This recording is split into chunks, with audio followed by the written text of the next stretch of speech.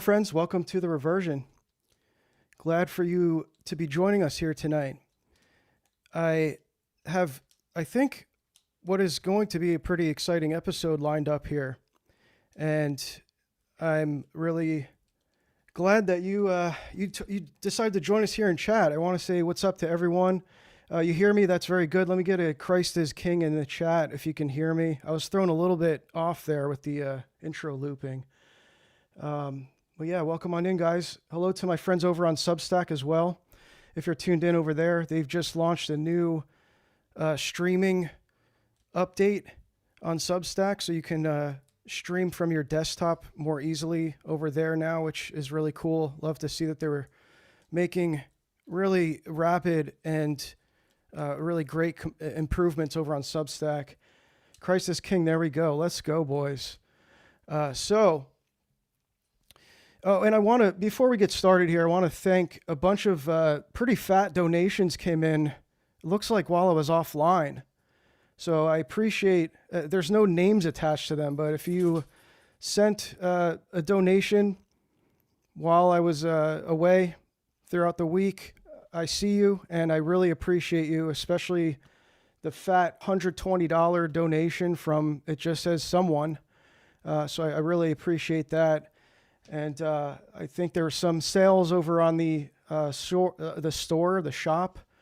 So I appreciate everyone who's bought some merch. I hope you've enjoyed it.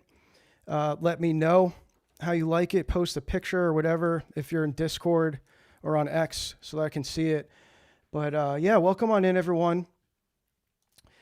We are going to be talking about a subject that I've covered before here. And I wanted to kind of circle back to it because I've been writing the chapter in my book on this. So I've gotten to this part about the Reformation, 16th century Germany, and all of the kind of esoteric movements that emerged from Paracelsian alchemy specifically. And a lot of people have been asking me about it. They've been asking for sources on this subject, which I'm happy to recommend. However, the catch is they're largely not in print and they're very expensive if you can find them. They're very comprehensive. They're academic. So this is just for context here. A lot of this information might seem new or unheard of or surprising. And there is a reason for that. It's basically because it's been largely untouched in academia until very recently. There's been kind of a resurfacing of esoteric studies in the universities. It's still very niche, but we have a decent body of work to draw from. In doing this research, I do notice that most of these authors are just referencing each other. So it seems like there's kind of a small circle. And, there's some pretty authoritative works on this subject, especially. And, the more I dig into it, the more I'm finding that they all kind of confirm each other. So we have a very comprehensive, consistent continuity of history that is well documented. And I think that's partly why when I mention stuff like this, people are like, what? That seems a little bit crazy. That seems out there. But, we can trace these concepts back in history. You just kind of, follow the rabbit trail like with anything else. But as far as some of the new information I've discovered, maybe we'll cover some of that tonight. There were some things that, let me switch over to the screen here so you can see what I'm looking at, but I just have my channel pulled up here. And is that switching? Okay, there we go. And so you can see I covered this 3 months ago in a video called Spiritual Alchemy in the Protestant Reformation. So similar title. And I may or may not, I'll have to kind of review this because I forget exactly what I touched on. It's 2 hours and 23 minutes. Probably not going to watch that whole thing, but I do recall covering some stuff in there that I found recently were not as accurate. And so I will be correct. It's just like a few things. I think it's mostly regarding Martin Luther. And so I'll be kind of touching on that. So I'll have to go back and kind of review some of that video and check it for accuracy. And if it's kind of like completely off, I'll just delete it. I have no problem deleting stuff. I'm more concerned with credibility than having views or whatever. It's like really not that important. I'd rather have like more accurate information out there. Anyway, so I thought maybe to start us off here,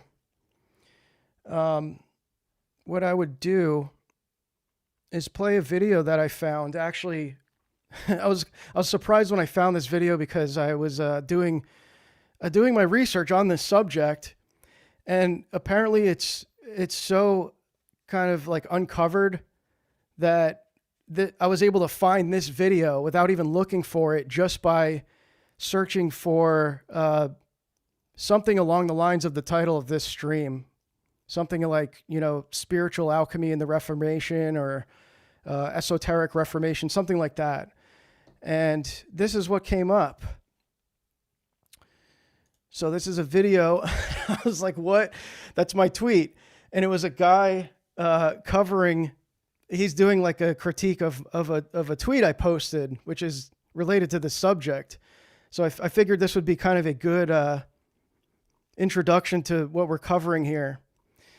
And this video, I didn't watch the whole thing. I just kind of saw that it was there, and I wanted to reserve it for more of a live reaction here. But first of all, take note of the fact that he's titling it "Orthodox Apologist Says Being Born Again is Alchemy." And so even just in the title, you can kind of see the confusion here.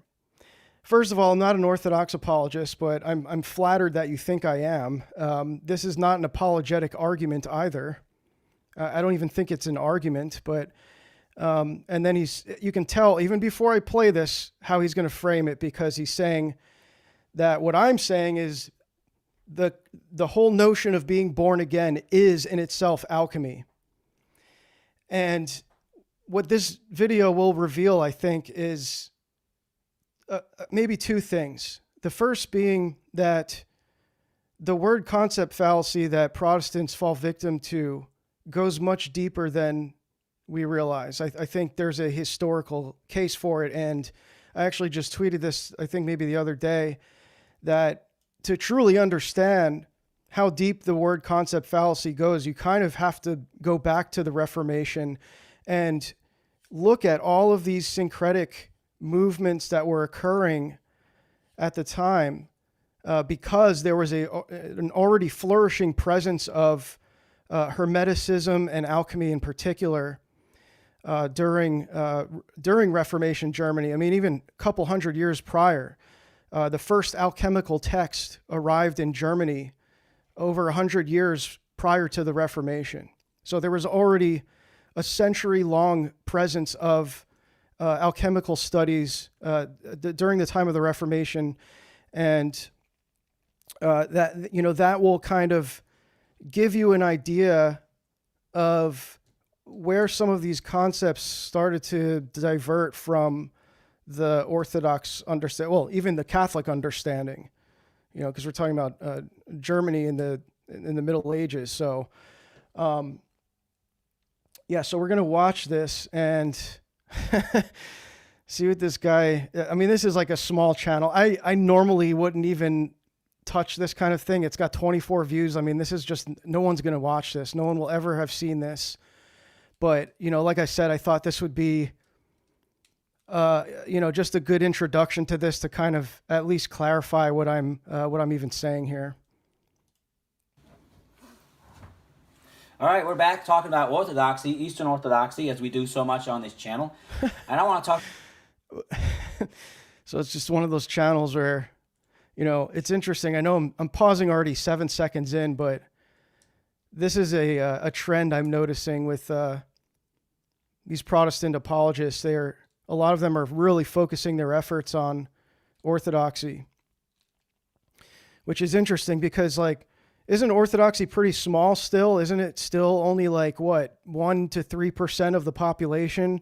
It's growing, but it's still a pretty minuscule population of Christians in America, at least. Yet you have all these apologists that are like they're just so hyper fixated on Orthodoxy. Like they're all scrambling to develop some kind of apologetic against it. And I guess this guy, I didn't even look at his channel, but I guess he just talks. Oh yeah, okay. There's Jay. There's DPH. There's another debate. So he's doing debate reviews of Ortho Bros, I guess. Here's Father Deacon Ananias. It's like no one's watching these. Again, I would have never even known that this video existed if I hadn't been searching for this subject for research purposes. Like this, that's how niche it is. Anyway, so this is, one of those guys, I guess. Actually from a guy, don't know who he is. His name is A. Westgate. And he has 2 posts we're going to look at. All right, let's look at it. It says, the evangelical notion of being born again is a form of alchemical theology. Now, what exactly is the evangelical notion of being born again? Well, he doesn't say, and we're going to read here. Why would I have to say? At cooldude_5678 donated $5 through Super Chat. I enjoy your channel. Every day we hustle and cash money for show. Let's go. Dollar, Thank you, cool saluting dude. face emoji. Thank you, man. I appreciate the 5, cool dude. What a cool dude indeed. I appreciate that, man. And I'm glad you enjoy the channel. I try, man. We're still in the early stages of doing whatever this is I'm doing here. But yeah, so this guy's like, he's expecting me to explain all of this stuff in a tweet that has very limited character limits, right? So, I mean, I think you guys understand what I mean here. When I say the evangelical notion of being born again, I don't mean the whole biblical concept and as understood by the church fathers as well of being born again. And this is where the confusion is. Like, so he's getting all worked up because he thinks I'm saying that being born again is a practice of alchemy. It's an alchemical theurgic practice or something. Where that's exactly why I said the evangelical idea of being born again, not what it actually is. Explain what that means anyway. By way of pietism, and particularly in England, Methodism, the idea of spiritual rebirth reached modern evangelicalism, where it continues to thrive among born-again believers. The midwifing role of alchemy is all but forgotten, yet this kind of Christianity continues to exist until today in congregations and communities that emphasize rebirth or in individuals who describe themselves as born again. Scholars of evangelicalism and pietism, such as W.R. Ward and Douglas H. Shantz, have perceptively noted that such debts to alchemy do exist in these movements. And there's a footnote there, which we don't know what that leads to or what's in that footnote. It's just the source from where that came from. I mean, I can show it to you right now, but am I expected to like post? What do you want me to post in a tweet? So like I have to post that footnote. I mean, you can see the book is called Spiritual Alchemy. You can look that up. Maybe he does, but it's like, come on, man. What do you want? What do you want me to post? All the footnotes from everything I post. I can find that right now and just tell you what it is. So let me see. This is. I'm just looking at the text here. It's like I'm going to tell you guys, and you'll be like, "Oh, okay." It's just a book. It's like. Let me see here. So it's footnote. What is it? 15? No. Here it is. 25. It's like I have to look this up now. It's on my computer, so it's not like in front of me in the book. This is like $120 book or something. Yeah, I'll find it, but it's clearly just like another academic source. Okay. So already we've got this guy questioning the legitimacy of such a claim after, like I said, this is a a very well-researched field in academia, and not like the cringe kind of academia like science or something, or like, gender studies or whatever. It's like this is a very, like, it's a pretty objective field, actually, Western esotericism, to the point where like a lot of these authors and researchers, they are themselves esotericists. There's some kind of Gnostics maybe. And you can't really tell that in the work because they're taking a very objective approach and just showing you what these people believed. And that is largely, I would say, why they're even interested in this field to begin with, is that they're coming from it from a Gnostic perspective, trying to understand the Western esoteric tradition.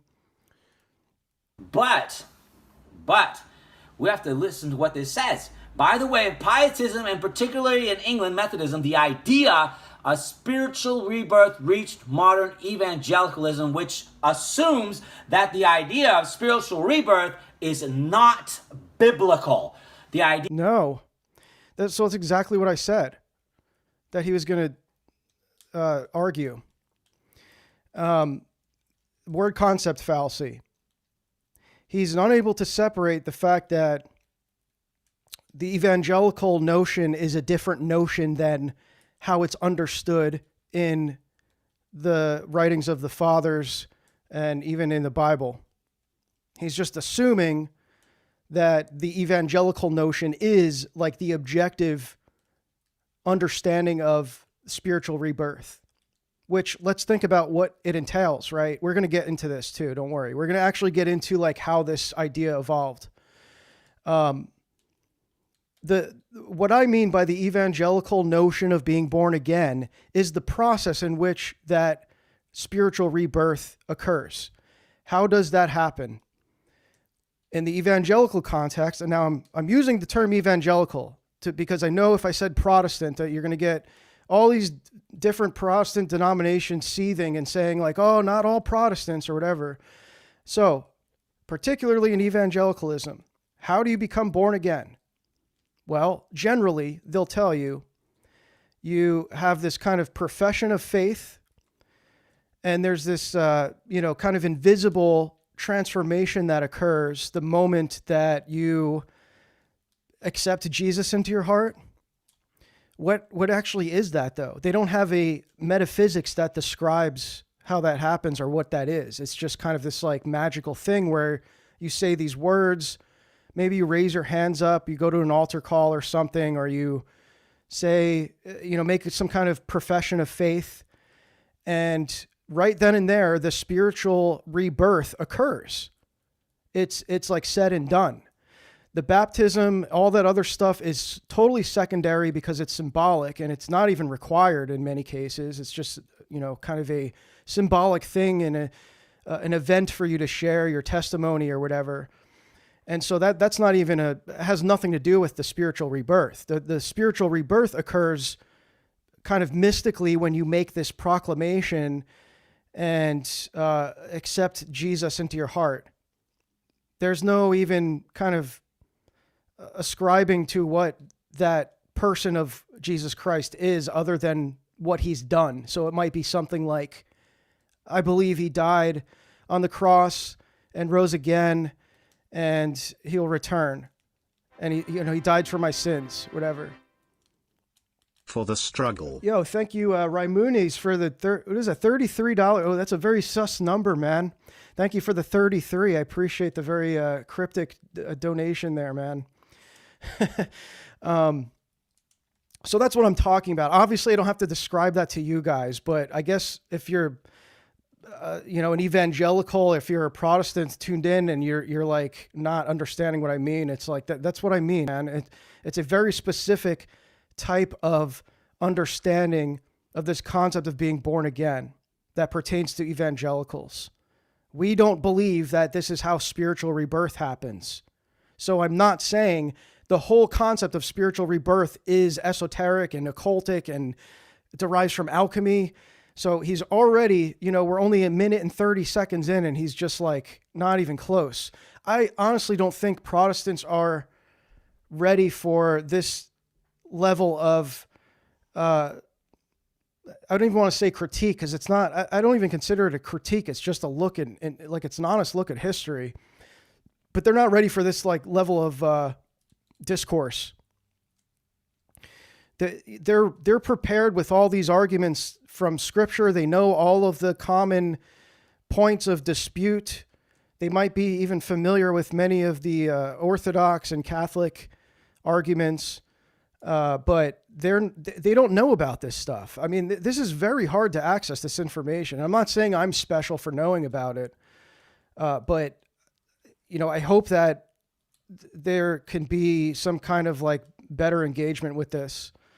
So yeah, I have a lot to add to that, but I'll just let this video ride. We're going to get into the more of the actual development of this process here.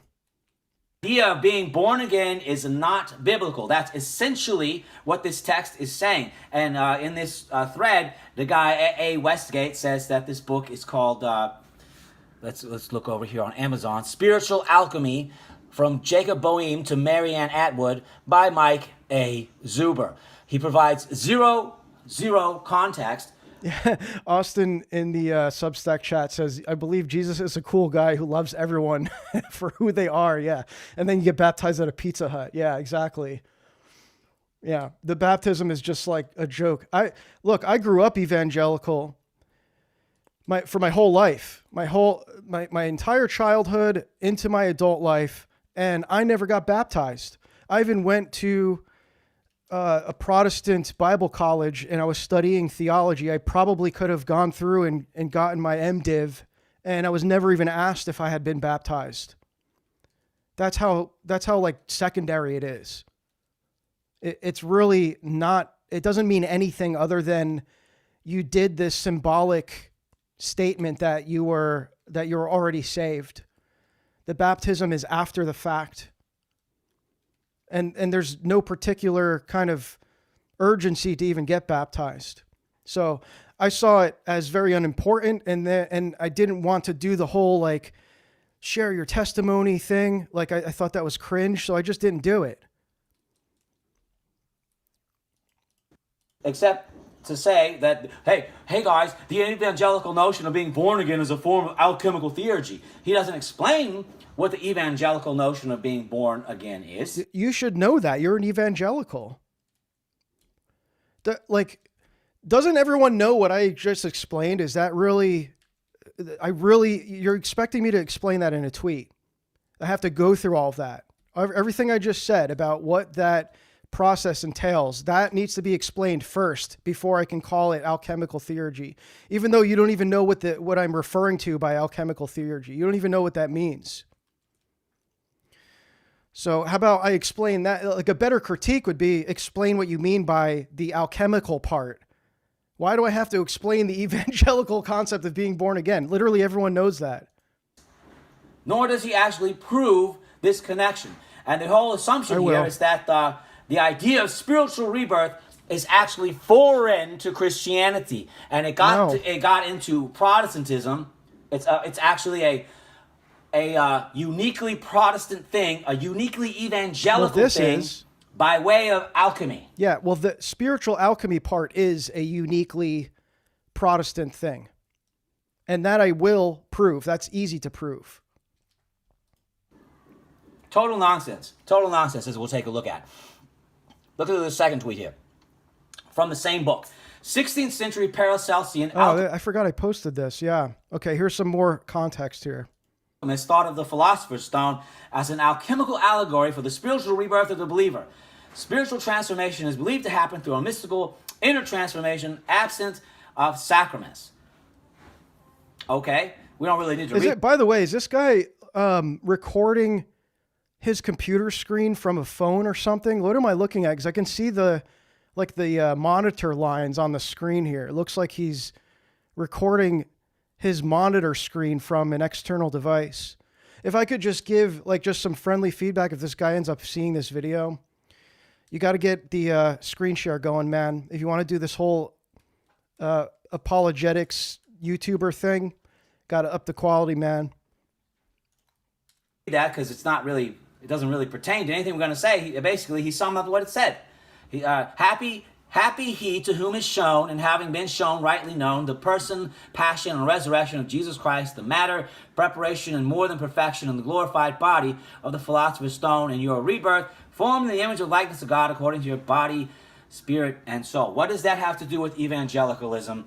I have no idea. He doesn't say. He just puts it there. But the assumption in this little passage here is that being born again, spiritual rebirth, is foreign to Christianity. Now, this guy says the evangelical notion of being born again is a form of alchemical. No. What? At Graviers24 just donated a $200 Bro. gem. I don't understand why the other denominations fight each other and orthodoxy so much. You'd think they'd focus on the bigger issues at hand first before trying to debate theology. Especially when they... Oh, man, it got cut. Well, thank you, Gravios. Holy crap. $200, man. Thank you so much. I don't know what to say. That's incredible support. I really appreciate that, man. You don't know how much that means to me, how far that goes in the work that I'm doing. So I really don't know what else to say besides thank you, man. That's an incredible fat donation there. I'll read the rest of your comment. It says, especially when they all seem like they are either new to the faith or not well equipped to defend it. Cheers. Yeah, thank you. Yeah, I mean, that's basically why I don't do apologetics. I've only been Orthodox I'm going on 5 years now. Now, for some people, I know they are able to get a blessing to do apologetics pretty early on, and they're able to manage that, I guess. Just, it's not me. Not that I haven't tried or that I'm not interested. I just don't think I'm suited for it, if I'm being honest. I'm not well versed enough in the faith. I certainly couldn't do something like what Jay Dyer does, anything close to that. Oh man, another one. Thank you, man. Graviers24 just donated a $20 gem. You deserve to be up there with Dyer, Wilson and the others. I'd love to see it eventually. I appreciate that. I mean, that would... I've got a long way to go, but thank you, dude. Thank you. That means a lot.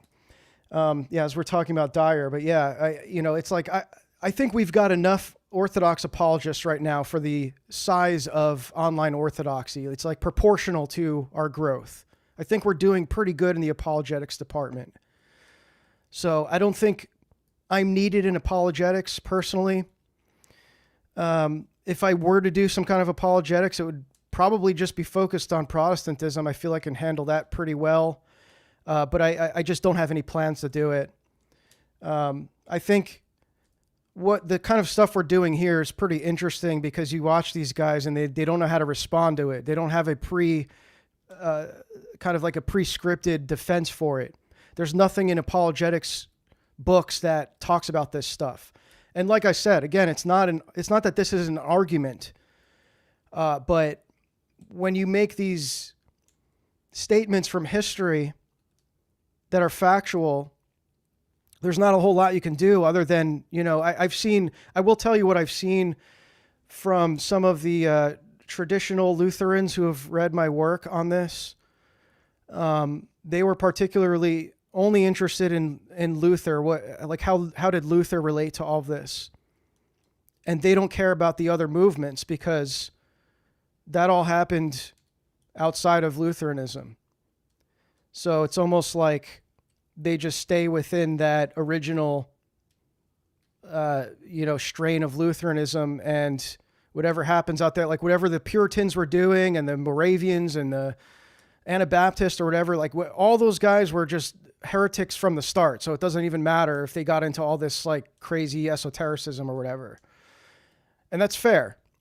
But we'll get into like how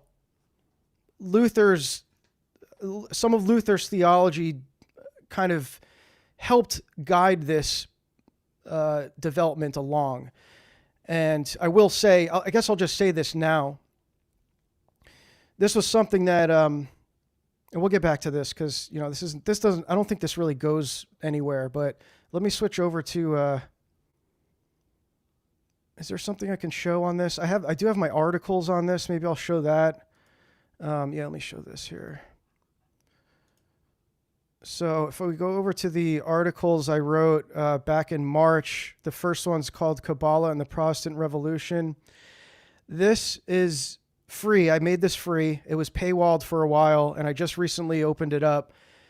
And I would say you can go ahead and check this out, but there's stuff in here that I'm realizing, I think particularly at the Reformation part here, that is going to be revised heavily. So I would say almost disregard this part. I would say maybe 30 to 40% of it is being revised. So I have a new understanding of this. And this is why I'm glad I'm writing a book on this, because the book is like really making me double down, triple down even on research to really make sure that what I'm writing about is accurate. These articles were a little bit rushed, and I think I was trying to maybe make some, I think I was stretching a little, to be honest. I'm critiquing myself here. And so particularly with Luther, because a lot of people are interested in Luther. What was Luther's role in all this? Because obviously he's the central figure to the Reformation, Protestantism as we know it. And it all goes back to Luther. So everyone wants to know, how was Luther involved? Well, the fact is Luther was basically an anti-occultist. He was strongly against Kabbalah. He was strongly against any form of esotericism, but he did write about alchemy that you can see right here. Okay, you may have seen this before if you've looked at this article, maybe if you've seen me post it before, but this isn't Luther's table talk. These are his own words. He says, "The science of alchemy I like very well, and indeed is the philosophy of the ancients." So that's kind of an allusion to this Renaissance notion of Prisca Theologia that drove the entire Renaissance. So that this is why the Renaissance was this revival of antiquity, because they had this kind of rally cry of Prisca Theologia, return to the most ancient sources. And so in the Renaissance, that originally was the Hermetic corpus, the Hermeticum, that Marsilio Ficino translated to Latin for the first time. When they discovered the Hermetic corpus, they were like, we found it. We found the most ancient theology. And then Pico della Mirandola comes along and starts, he starts dialoguing with Jewish rabbis and Kabbalists, and discovers that there's an even more ancient source. And they were just kind of interpreting Prisca Theologia in a Gentile lens. So they were looking for the most ancient kind of Gentile sources, which happened to be pagan. And then once they found Kabbalah, they were like, oh, this is like the real OG ancient wisdom. Like this goes all the way back to Moses, right? Which, we found that it doesn't. Actually, that was discovered in the 17th century by a Protestant scholar. I always forget this guy's name. But Francis Yates writes about him, who basically found the dating of the Corpus Hermeticum was much later, and then Gershom Scholem, who is the kind of preeminent scholar of Kabbalah, has a similar Middle Ages dating to the Zohar. So none of this stuff is really as ancient as it was once thought of. But anyway, that's what Luther's referring to there. Even though that was like considered more of like a Catholic mentality, like it was more of a scholastic approach to studying the ancient text. It was like I guess that was still present there to some degree. So he says here, I like it not only for the profits it brings in melting metals and decocting, preparing, extracting, and distilling herbs, roots.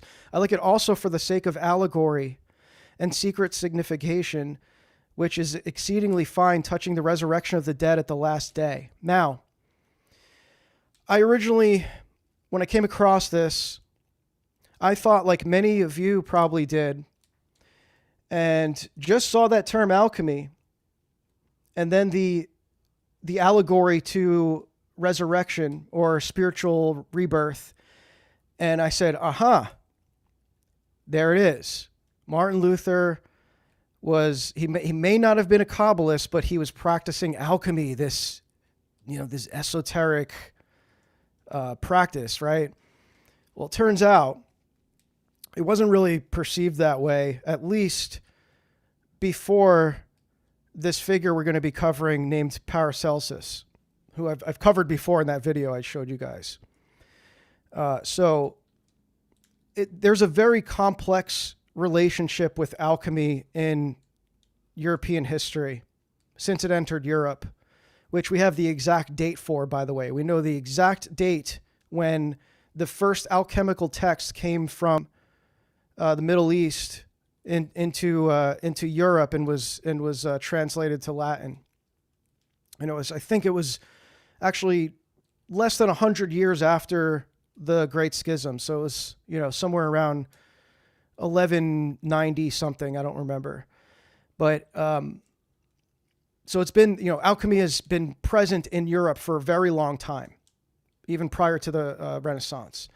And it's got this really complex relationship where it's kind of this like pseudo-chemistry, right? Or this proto-chemistry or pseudoscience kind of thing. Like a lot of historians looked at it as like almost the superstitious thing, this kind of, fake kind of form of chemistry or something.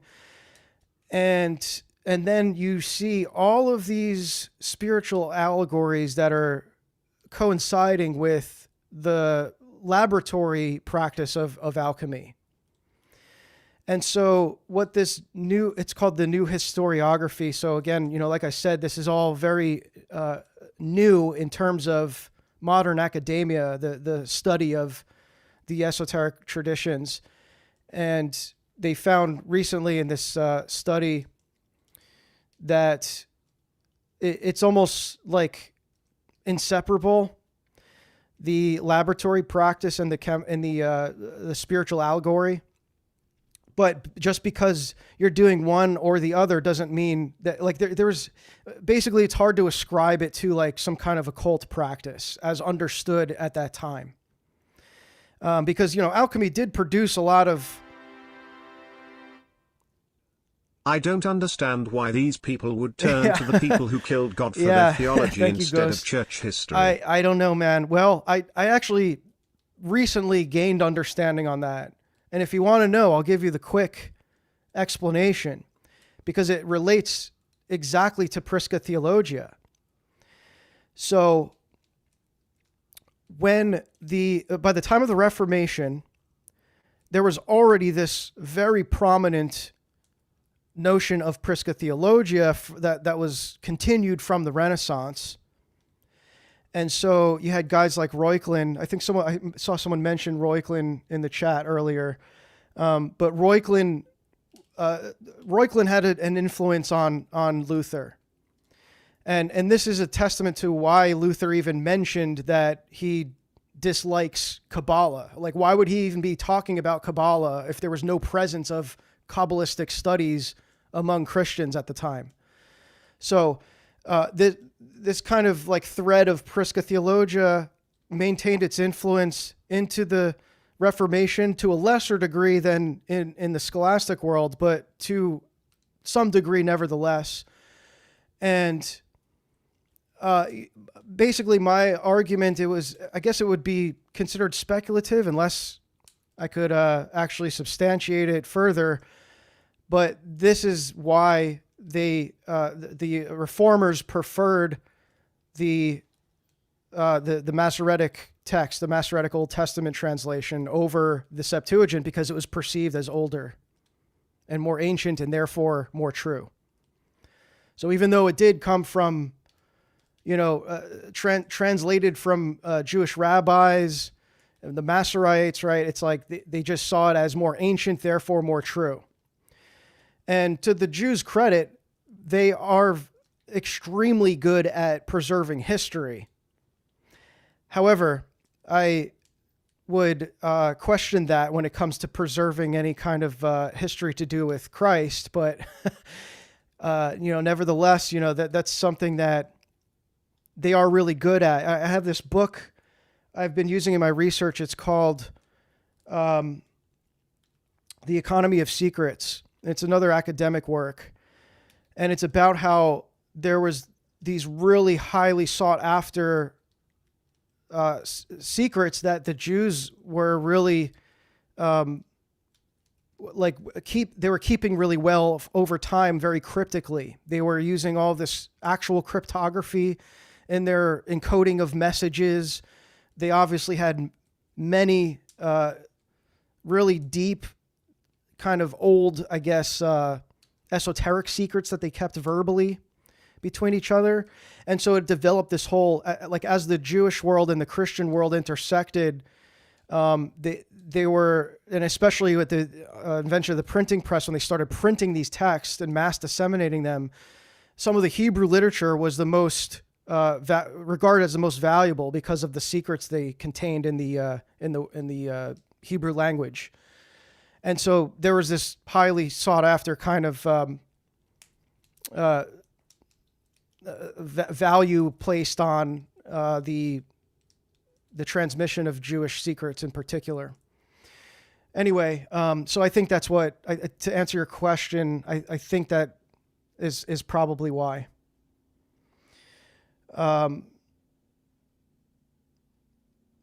And that's probably like when you hear that, it's like, yeah, duh, that makes sense. So I think that's literally it.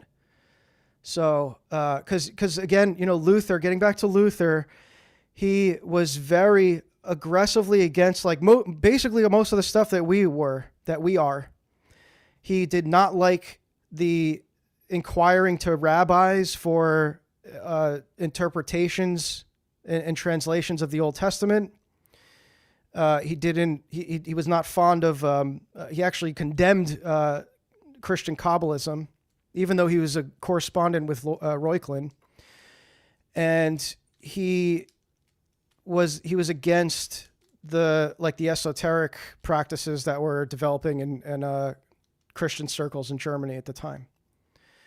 So you would read that and then read this text and be like, well, then what's he talking about here? Why is he saying the science of alchemy I like very well? And that's where I kind of revised my understanding of this, because you have to just know that the history of alchemy in Europe is very complex, and it doesn't always necessitate some kind of esoteric practice.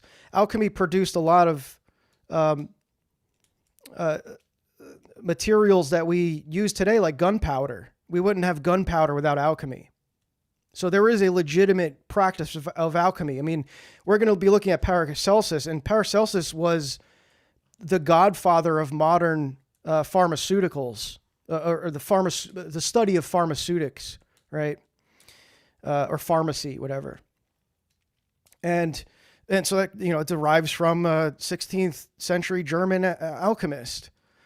So, you could make what you want of that, if that's good or bad. But the fact is, we have a lot of medicines and really valuable chemicals and concoctions that we use in our day-to-day life that derives from alchemy.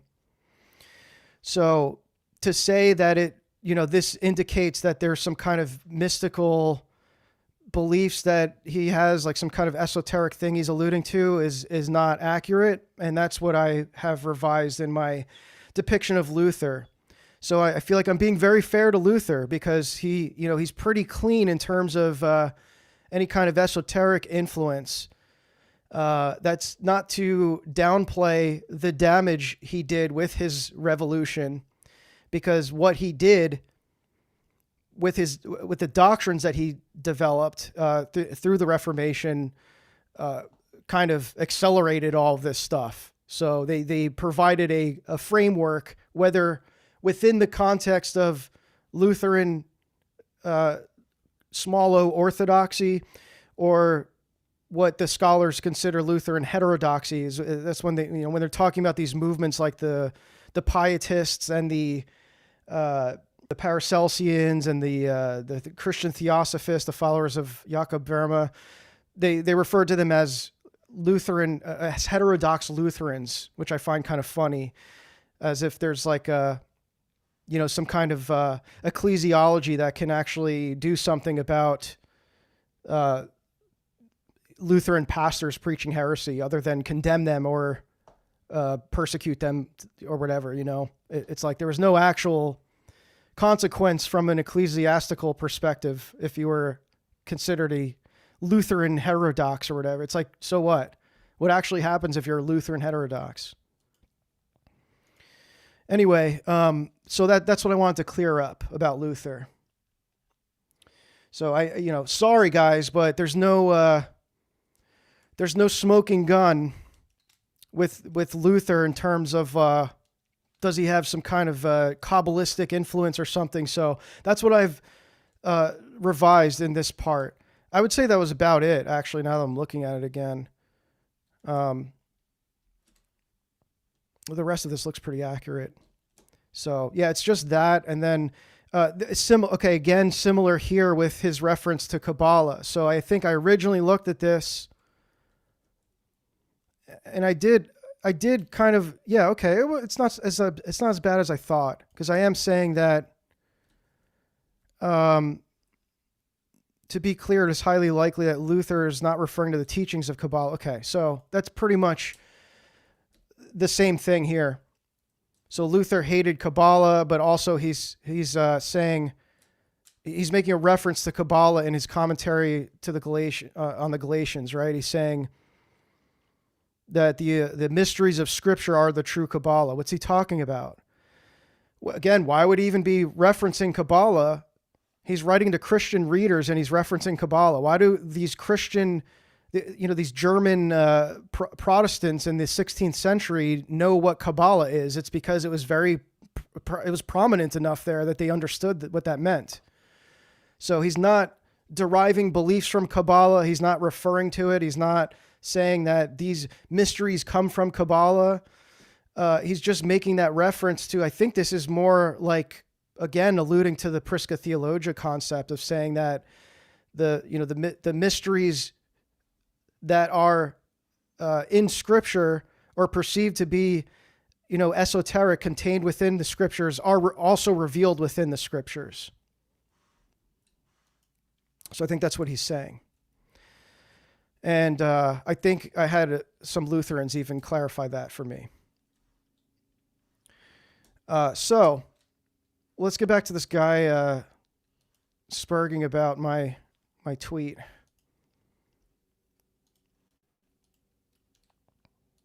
Now, I hope he realizes that there is a biblical notion of being born again. It is part of the Bible. Oh, I didn't know that. John. Oh, you're telling me being born again is in the Bible? Tell me more. Show me a chapter and verse for born again. Yeah, well, I already know before you say it's John 3:3.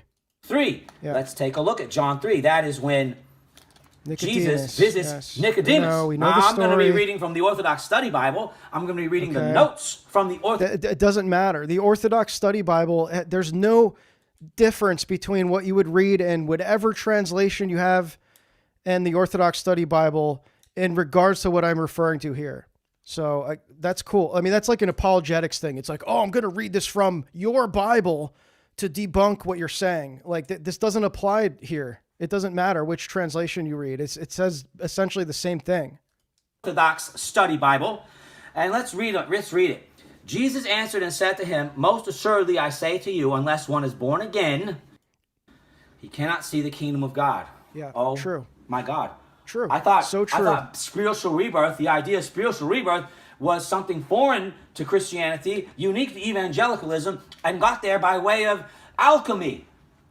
Turning. This guy's crashing out. It's really funny to watch I commend this guy for even engaging with this.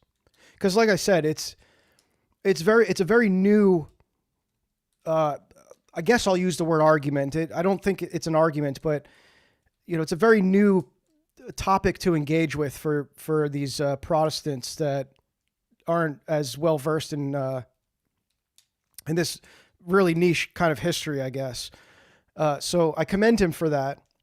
But I think he's assuming too much. He's assuming, it says in the video that he thinks I'm an Orthodox apologist. He thinks this is an argument. And I'm just showing you what this text says here. And yes, it's a tweet. You can only communicate so much in a tweet. A lot of these tweets I post, guys, just to clear this up, a lot of this stuff I'm posting to kind of prompt your curiosity so that you kind of look into it yourself. You're always welcome to ask me. I can't read every tweet or reply all the time, but just like ask me if something's not as clear. But I mostly do this to kind of pique interest. That's all.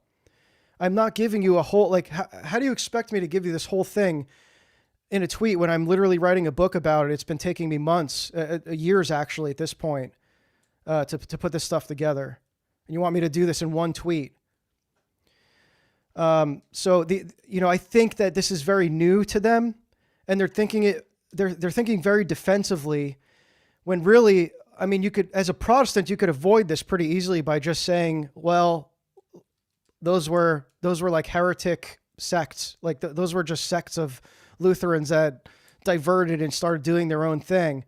And I reject that. But because of the implications that what you believe specifically as an evangelical, it implies that it derives from something occultic. It's like, that's offensive.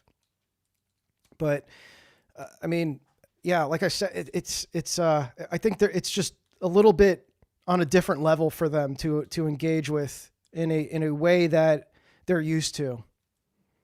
So like the first kind of like Protestant response to anything is to go to the Bible, which is like, there's nothing wrong with that.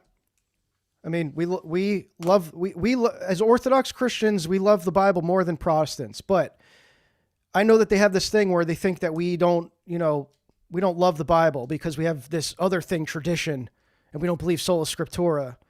But regardless, this is kind of like the first line of defense for the Protestant is, let's go to the Bible and see what it says. And that doesn't really work here because this is an argument from history. This is something external from the Bible. This is taking an esoteric philosophy that derived from all of this syncretism of alchemy and Kabbalah and Hermeticism, and it's based on an interpretation of what you're reading. So you're just going to the same source that this stuff kind of culminated all these syncretic beliefs to establish their interpretation. You're going to the same source and saying that my interpretation's different. Like, it just doesn't really do anything. And this is like largely why it's almost impossible to debate with Protestants if you're like, I would say if you're Catholic or Orthodox, on anything that's like that's I would say like purely biblical, because you can't agree on first principles. You could appeal to the church fathers, but they always prioritize the Protestants. The average Protestant will elevate their personal interpretation of the scriptures over the patristic consensus, to the point where even if they do refer to the fathers, they're just applying sola scriptura to the fathers, to their reading of it. Dross into gold? Well, you're the dross, and you're the one that's being turned into gold. That's the secret of alchemy. Not making physical gold, not making physical gold, but turning yourself into gold, refining yourself. Wow, no, Jesus and Christ himself said it. Let's see the note there. Born again. The word again can be translated, also be translated from above, and clearly refers to the heavenly birth from God through faith in Christ. The heavenly birth is baptism and our adoption by God as our Father. The new birth is but the beginning of our spiritual life, with its goal being entrance into the kingdom of God. Wow, so even according to the Orthodox, you can be born again in this life. Through baptism, did it say? Interesting. Yeah. So that's actually refuting the like even aside from all what I'm saying here in this tweet, that kind of like conflicts with the evangelical idea of a spiritual rebirth, which does not require baptism. It just happens invisibly. There's no external application that the church transmits to experience that spiritual rebirth, which is ongoing. That obviously gets into theosis and how it's an ongoing process. It's not this kind of magical thing that happens once and for all instantly. That's kind of what I'm getting at. But even in his what he was just reading there, he was thinking that it was debunking what I'm saying, and it's actually still in another way debunking evangelical born againism. Whoa! Now they equate it with baptism. Yes. That is true. And we can go look at the second quote. I'll clarify. It's not just baptism. We don't equate spiritual rebirth with only baptism. So it definitely that I would say that is like the true spiritual rebirth, but then it's an ongoing process, theosis, right? It's like, it's not, again, you can't think of it as the Protestant way, as a once and for all thing that happens. He posted where he says, spiritual transformation is believed to happen through a mystical inner transformation absent of sacraments. Well, Yes. Well, I riddle me this, guy. Riddle me this, Westgate. Oh, a thermonuclear hot take's about to drop when you say riddle me this. Uh-oh. He hit me with the riddle me this. Oh, man. Checkmate coming. If baptism is what saves you, if baptism is what it means to be born again, going in the water and coming out of the water, then why is Simon Magus not saved? Why is he a heretic? Why is Arius a notorious heretic? Why are so many notorious heretics men who had apostolic succession, were bishops, and were baptized into the church? Because baptism doesn't save you. In fact, what saves... Dude. Okay. Just again, applying the once and for all thing. So he's applying the evangelical understanding of born again to baptism now. He's just applying his understanding, word concept fallacy. That's all it is. It's just always the word concept fallacy. You're applying your understanding of born again and in the form of baptism, which I would assume you disagree with, in your critique, in your internal critique you're trying to do here. You're just applying your once saved, always saved theology to it. Yes, you can be baptized. Arius was baptized, yes. And he's a heretic. Wow. So, literally all that says is you can be baptized and lose your salvation. You can fall away from Christ after you're baptized. That's why it's an ongoing process. That's why you have to work out your salvation with fear and trembling, right? So you're just applying once saved, always saved to our theology and trying to refute it. It just doesn't work, man. You is the working of the Holy Spirit in you, which the Bible tells about time and time again. John 6:44.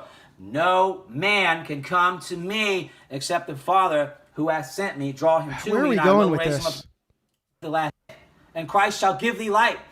Yeah, it's just reading from the Bible knowledge. more. The Orthodox teach that faith is knowledge in Decree 9 of the Confession of Disitheus, what? where they say, we believe a man to be saved by faith, and by faith we mean... Wait, why is he talking about the Confession of Disitheus now? What does this have to do with what I'm saying in this post he's trying to critique? Now he's off about the Confession of Disitheus, which it doesn't say what he's saying. The correct knowledge of God and divine things. And then in Decree 13, they say justification is that correct knowledge plus works with no reference to the righteousness of Christ. In fact, they say we believe that faith acting as a hand to grab hold of the righteousness of Christ, to apply it to yourself, is far from the mind of orthodoxy, which means the righteousness of Christ has nothing to do with salvation in the Orthodox. All right. I guarantee you he's that's not what it says. I guarantee you. Let's look it up.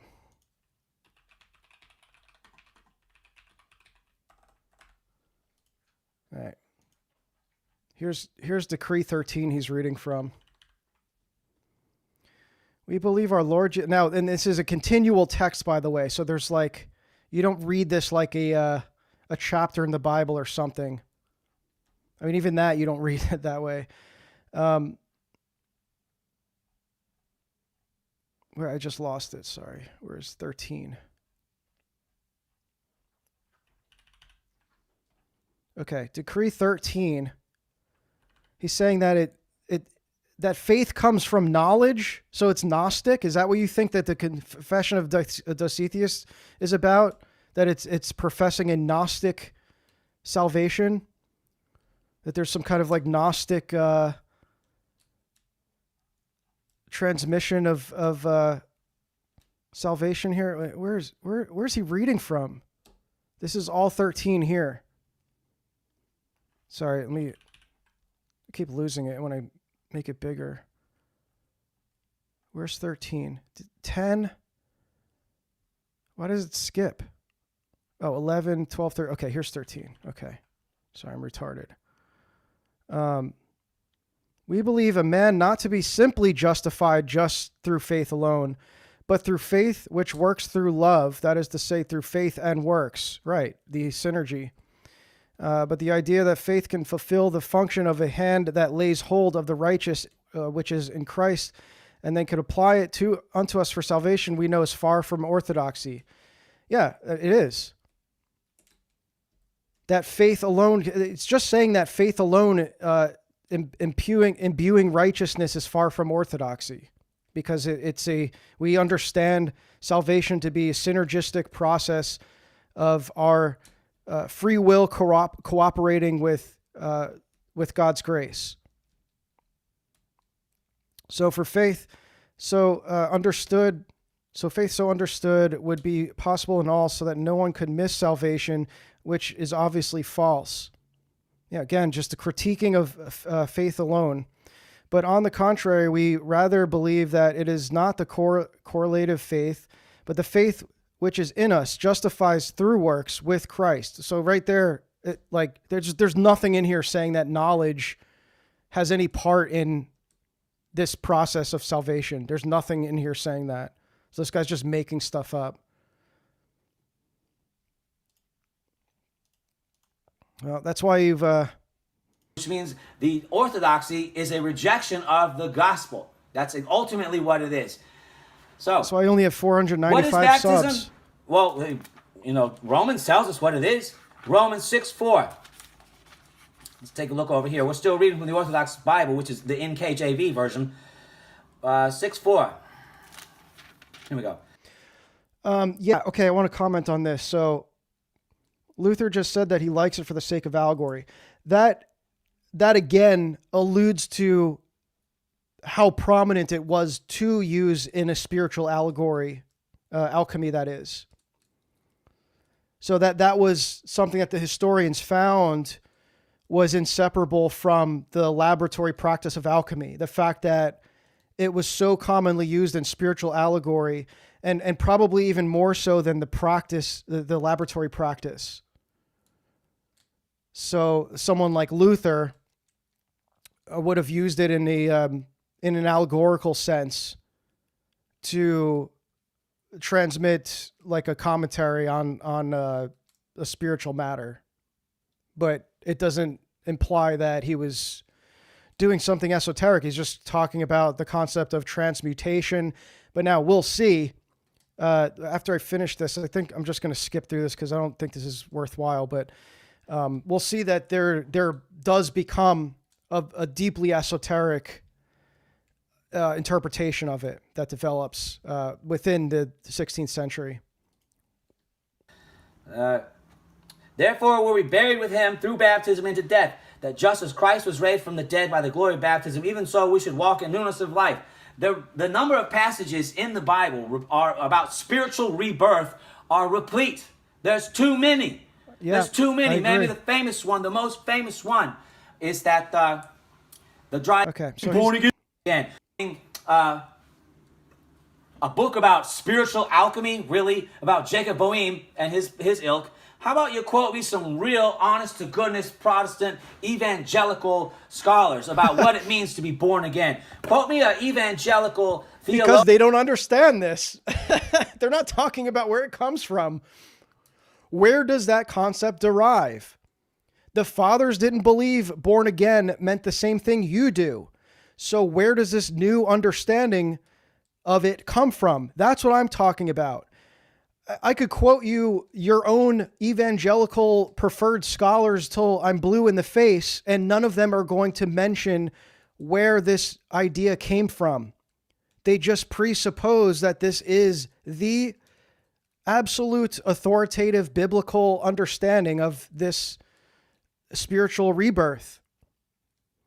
So it doesn't even matter. You can name any one of your favorite evangelical theologians, and none of them are going to get at what I'm talking about here. So it doesn't matter that I'm quoting from. Like, what I'm quoting from is showing you the origin of this belief. Presumably. Okay. We can debate over if this exact way of understanding it can be traced definitively to the Pietist movement, and then earlier the Christian Theosophists. But I think, so after doing all this research, I can certainly say with confidence that a lot of the elements are there. And it may look it may seem different in evangelical theology, and that's just because they don't have a metaphysics to describe it. So all of the esoteric interpretation of it that you see in Jakob Verma's Christian Theosophy, for example, that just gives a metaphysical understanding of how this spiritual rebirth occurs. Okay? And then the theurgic aspect is that it actually, I'll show you what that is. We're going to get into it. So I know I keep teasing it, but let me finish this guy out, and then we'll dive into some of the aspects that I think are really going to show you that this is at least a very curious similarity here. At the Chadmiral donated $9.99 through Super Chat. Any plans to cover Hoffman's The Occult Renaissance Church of Rome? Keep up the great work, and God bless, brother. Orthodox cross emoji. Thank you, Chadmiral. God bless you too, man. Yeah, I actually just covered it last week in a private Q&A that I do every week in the Discord. I recorded it and posted it on the Substack. It's for paid subs, but I am sure that it will be covered more in the future. I put a bunch of his research in my book, so it'll at least be in there. And that pertains to the Renaissance, obviously. So a lot of the stuff to do with Pico and Ficino, the Medici popes, the Borgia popes, the Vatican's involvement in disseminating the Talmud and Kabbalistic literature, and really interesting stuff there. I first came across that subject through Frances Yates, where she writes about the Hermetic frescoes that are in the Borgia apartments in the Vatican. And I was really fascinated by that because they were commissioned by, I think it was Pope Alexander, if I'm not mistaken. I think Pope Alexander the Ninth or something. They were commissioned by a pope to have these Hermetic frescoes depicting, Isis and all these pagan deities. And as far as I understand, they're still there to this day. But that really piqued my interest. So thank you to if the person is viewing this or hearing it in the future, there was a listener who sent me a copy of that book, and I was very grateful for it because it's been on my reading list for a long time, and it's kind of an expensive book. So I was really thankful that a loyal supporter mailed me a copy of Occult Renaissance Church of Rome. It's been a very valuable resource for me. I've had some of my Catholic friends kind of clarify some of the stuff he's off about on that, and I don't know enough to really say either way. A lot of Hoffman's writing style can be kind of hyperbolic, but he has a mountain of references in that book that you can check all the primary sources for. So it at least seems like he's mostly right about what he's covering. But you can check out the discussion I had last week if you're a paid subscriber. It's the latest post on my Substack. About what it means to be born again. You're not going to do that because you're not familiar with evangelicalism, most likely. You're probably not familiar with... I bet I'm, I don't know, but I have a feeling I might have more formal evangelical education than you. Unless you have a bachelor's in theology from a Protestant Bible college. There's a chance he does. And it's not like that means anything anyway, but I could promise you I've spent a couple decades in the evangelical church immersed in the theology and the apologetics and all that. Protestantism. You probably never read the Institutes. You probably never read Heinrich Heppe. You probably never read Turretin. You probably never read Boehme. You probably never read Luther or anybody else. I don't know who all those other guys he mentioned are, but I've read some of the Institutes. I've read Luther as well. But why those guys, though? Those aren't church fathers. Why do I have to read those guys specifically? Because if I talk to if I talk to like a Calvinist or a Methodist, they're going to tell me to read other guys. So why do I have to read your guys? Anybody else I can name off. You probably never read any of that. Instead, what you want to do is you want to do it's an online thing. This is an online shock thing. The evangelical notion of being born again is a form of alchemical theology. Woo! And here's my quote from a book that has nothing to do with evangelicalism or what they actually believe. Even though it says here, scholars of evangelicalism and pietism, okay, are you a scholar of evangelicalism and pietism? And then he names the scholars' names. What about their interpretation of it? Can I refer to those scholars, or do they have to be your scholars? Because these scholars say that they've perceptively noted that such debts to alchemy do exist in these movements. But so can I reference them or no? It's nonsense. And these people online, Orthodox people online, such as A. Westgate, along with guys like Jay Dyer and Dr. Data Patrick Harry and Father Dr. Deacon Ananias and I'm honored to be in the company. Faith and all those people, all they do day in and day out, especially when they talk about Protestantism, is to misrepresent what Protestants teach. Okay, even though you just completely misrepresented what the Confessions of the Theists teach. So you're allowed to misrepresent orthodoxy, but we can't seemingly misrepresent your specific, very unique niche strain of whatever evangelical kind of movement you belong to. Like this is the problem, is that it's very difficult to do any kind of apologetics or debate with Protestants without knowing exactly what kind of denomination they are. Most of these people will say they're a Bible-believing Christian, and that tells you nothing. That tells you absolutely nothing about their doctrinal beliefs. Or they'll say they're non-denominational. Okay, well, that can be, you could believe anything if you're non-denominational. You could be like literally a Gnostic or something. You know, you can have all kinds of wild beliefs if you're non-denominational. At least as kind of like as kind of chaotic Protestantism is, at least if you belong to a denomination, within that denomination you have a particular kind of confession that is at least subjectively binding to some degree. But these guys running around calling themselves Bible-believing Christians, or they're just, I'm just a Christian. I'm just like a regular, like a true Christian or whatever.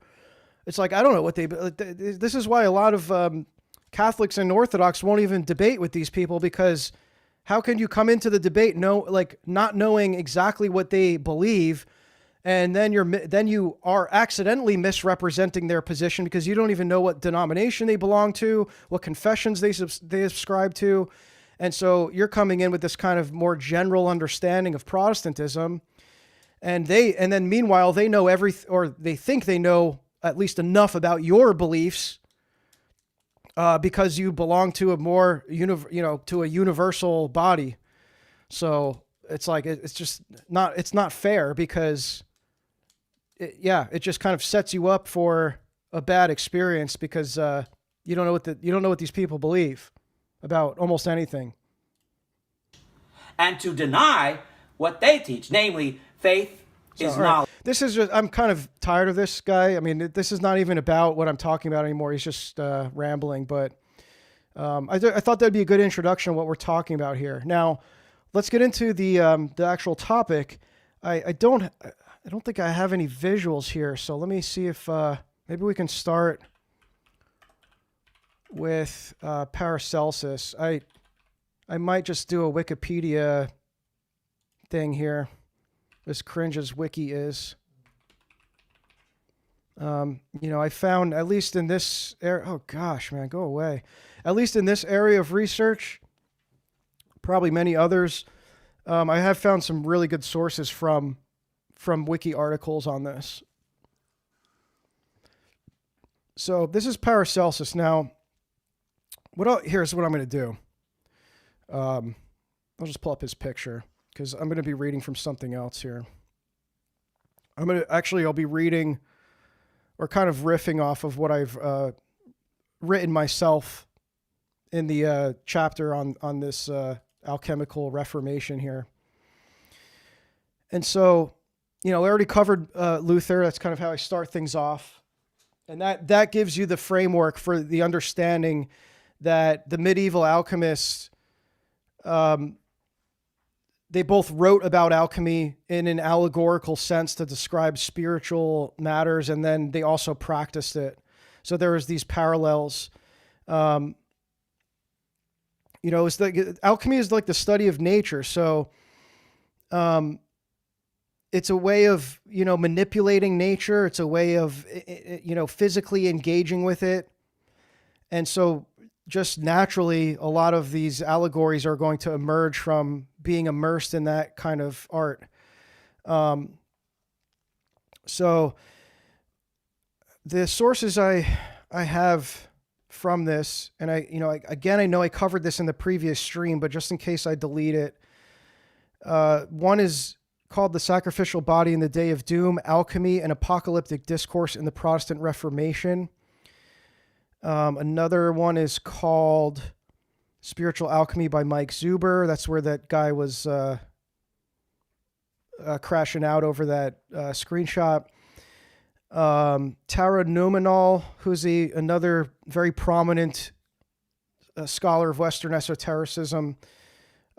She wrote a book about a really interesting figure that we're going to get into named Maria Zieglerin.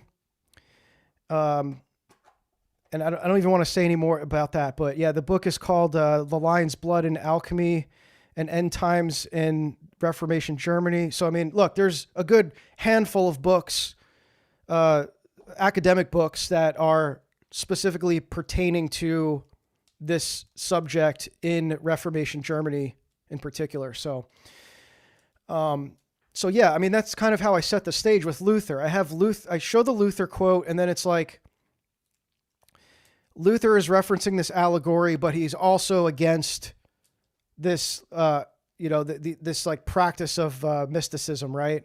So he's not a mystic, but he's using this kind of seemingly mystical allegory that relates to alchemy.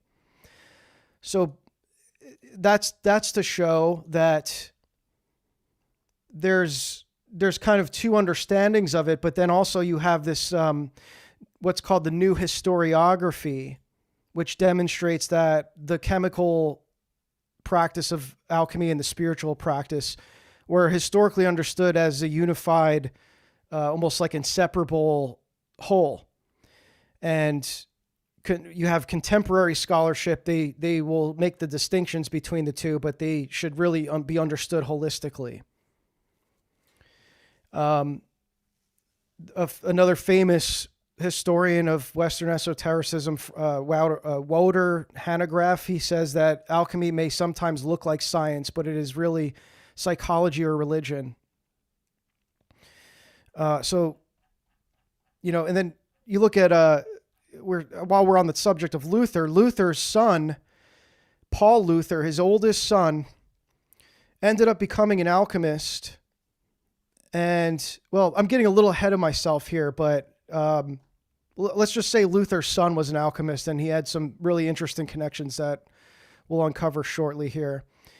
But, when it comes to Kabbalah wasn't as prominent, at least from what I can tell, in 16th century Germany.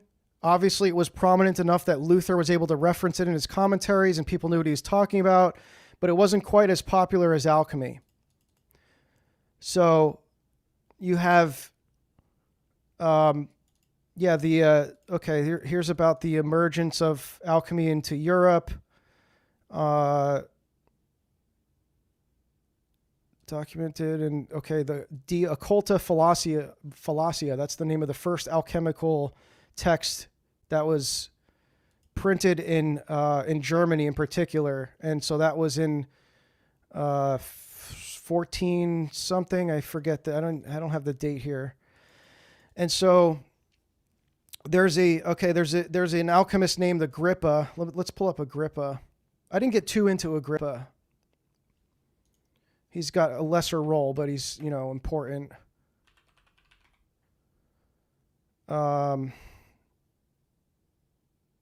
I guess it would be this guy. Was it him? No, I don't think so. Is this a different Agrippa? I don't even know who. I'm not sure who that's talking about. If you know in chat, let me know. But there's this figure Agrippa who was the first to codify a theosophical Kabbalistic treatise called The Refiner's Fire.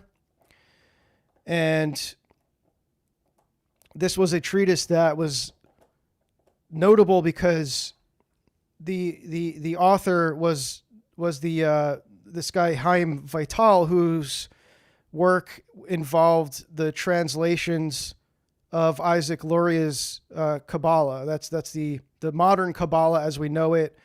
Just an interesting side is that while this is going on, or I guess shortly before, it was, I think maybe towards the end of Luther's life, you had the Jewish equivalent to the Reformation, essentially, with Isaac Luria developing his Lurianic dialectic framework within Kabbalah that became the prominent understanding of Kabbalah as we know it.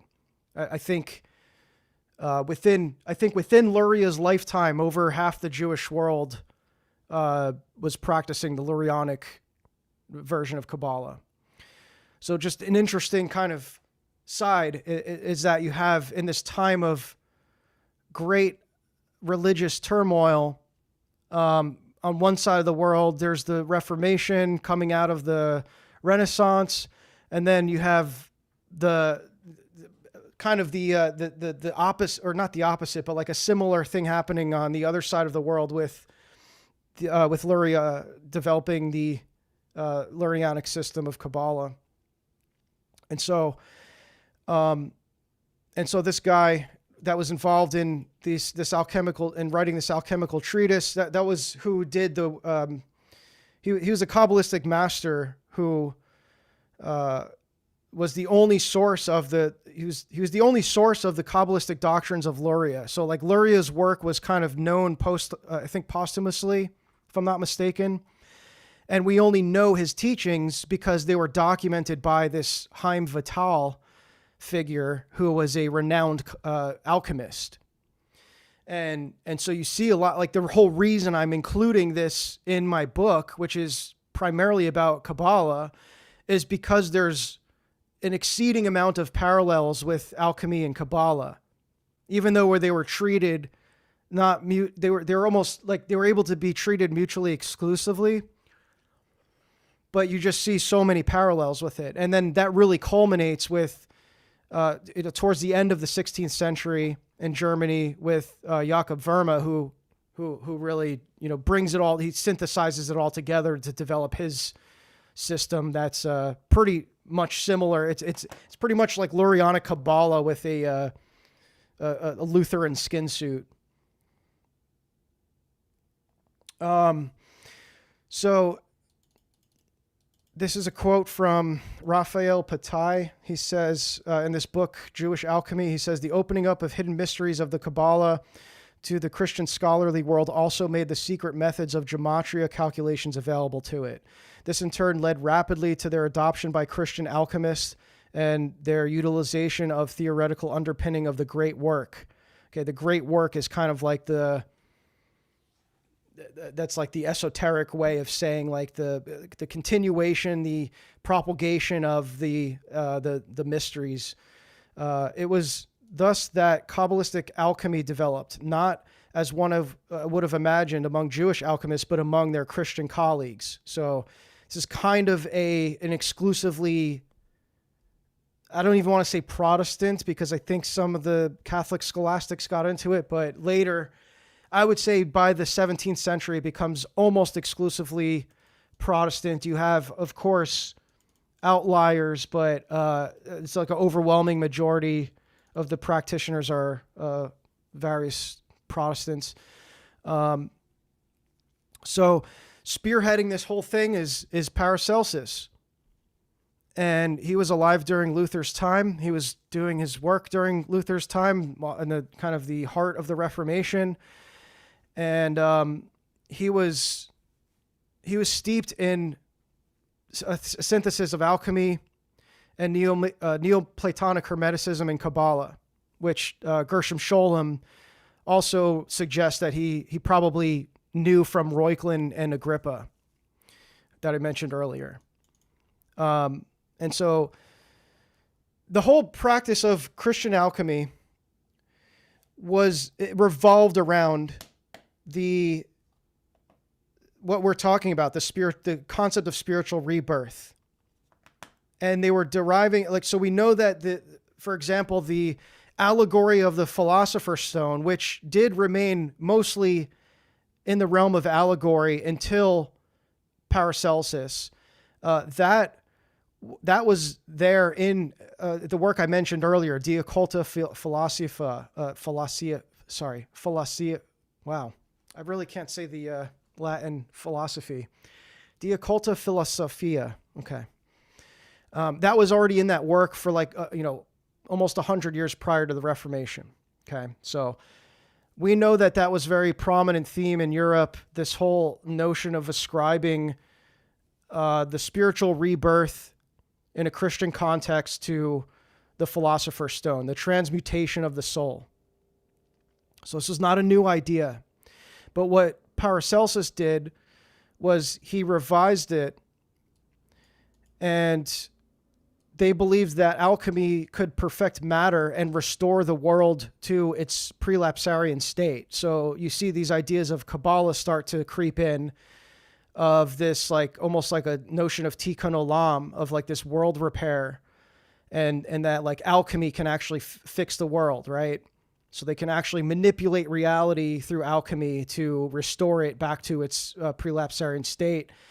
One scholar notes that the Kabbalists played an identical role, rejecting the traditional Aristotelian view that nature provides the norm for art. Alchemists, Paracelsians, Kabbalists, and magicians believed that through art, they could intervene and accelerate the natural process and perfect or redeem matter. And with this in mind, Mike Zuber, the author of Spiritual Alchemy, provides the following explanation. He says, I define the spiritual alchemy investigated here as the practical pursuit of inward but real bodily transmutation. Okay, so then we start to see through Paracelsus popularizing this idea that the two merge into the two prior understandings of or the distinctions rather of alchemy being a spiritual metaphor and some kind of proto-chemistry practice. They start to merge into the same thing through Paracelsus. And not that that wasn't there before, but he really kind of pioneered this. He says, this transmutation amounted to the reversal of the fall and its consequences. Furthermore, it prepared the faithful for the resurrection of the dead at the last judgment, exactly what Luther said in that allegory. This spiritual alchemy is thus closely connected to the idea of spiritual rebirth, which it helped shaped and which it helped shape and by which it was shaped in turn. So it both shaped the idea of spiritual rebirth and it was also shaped by it. That's what he's saying. And I think I've contextualized enough what we mean by spiritual rebirth. We're not talking about the Orthodox Christian understanding of that idea. We're talking about this kind of new, like this mystical, esoteric concept that they, as they understood it, right?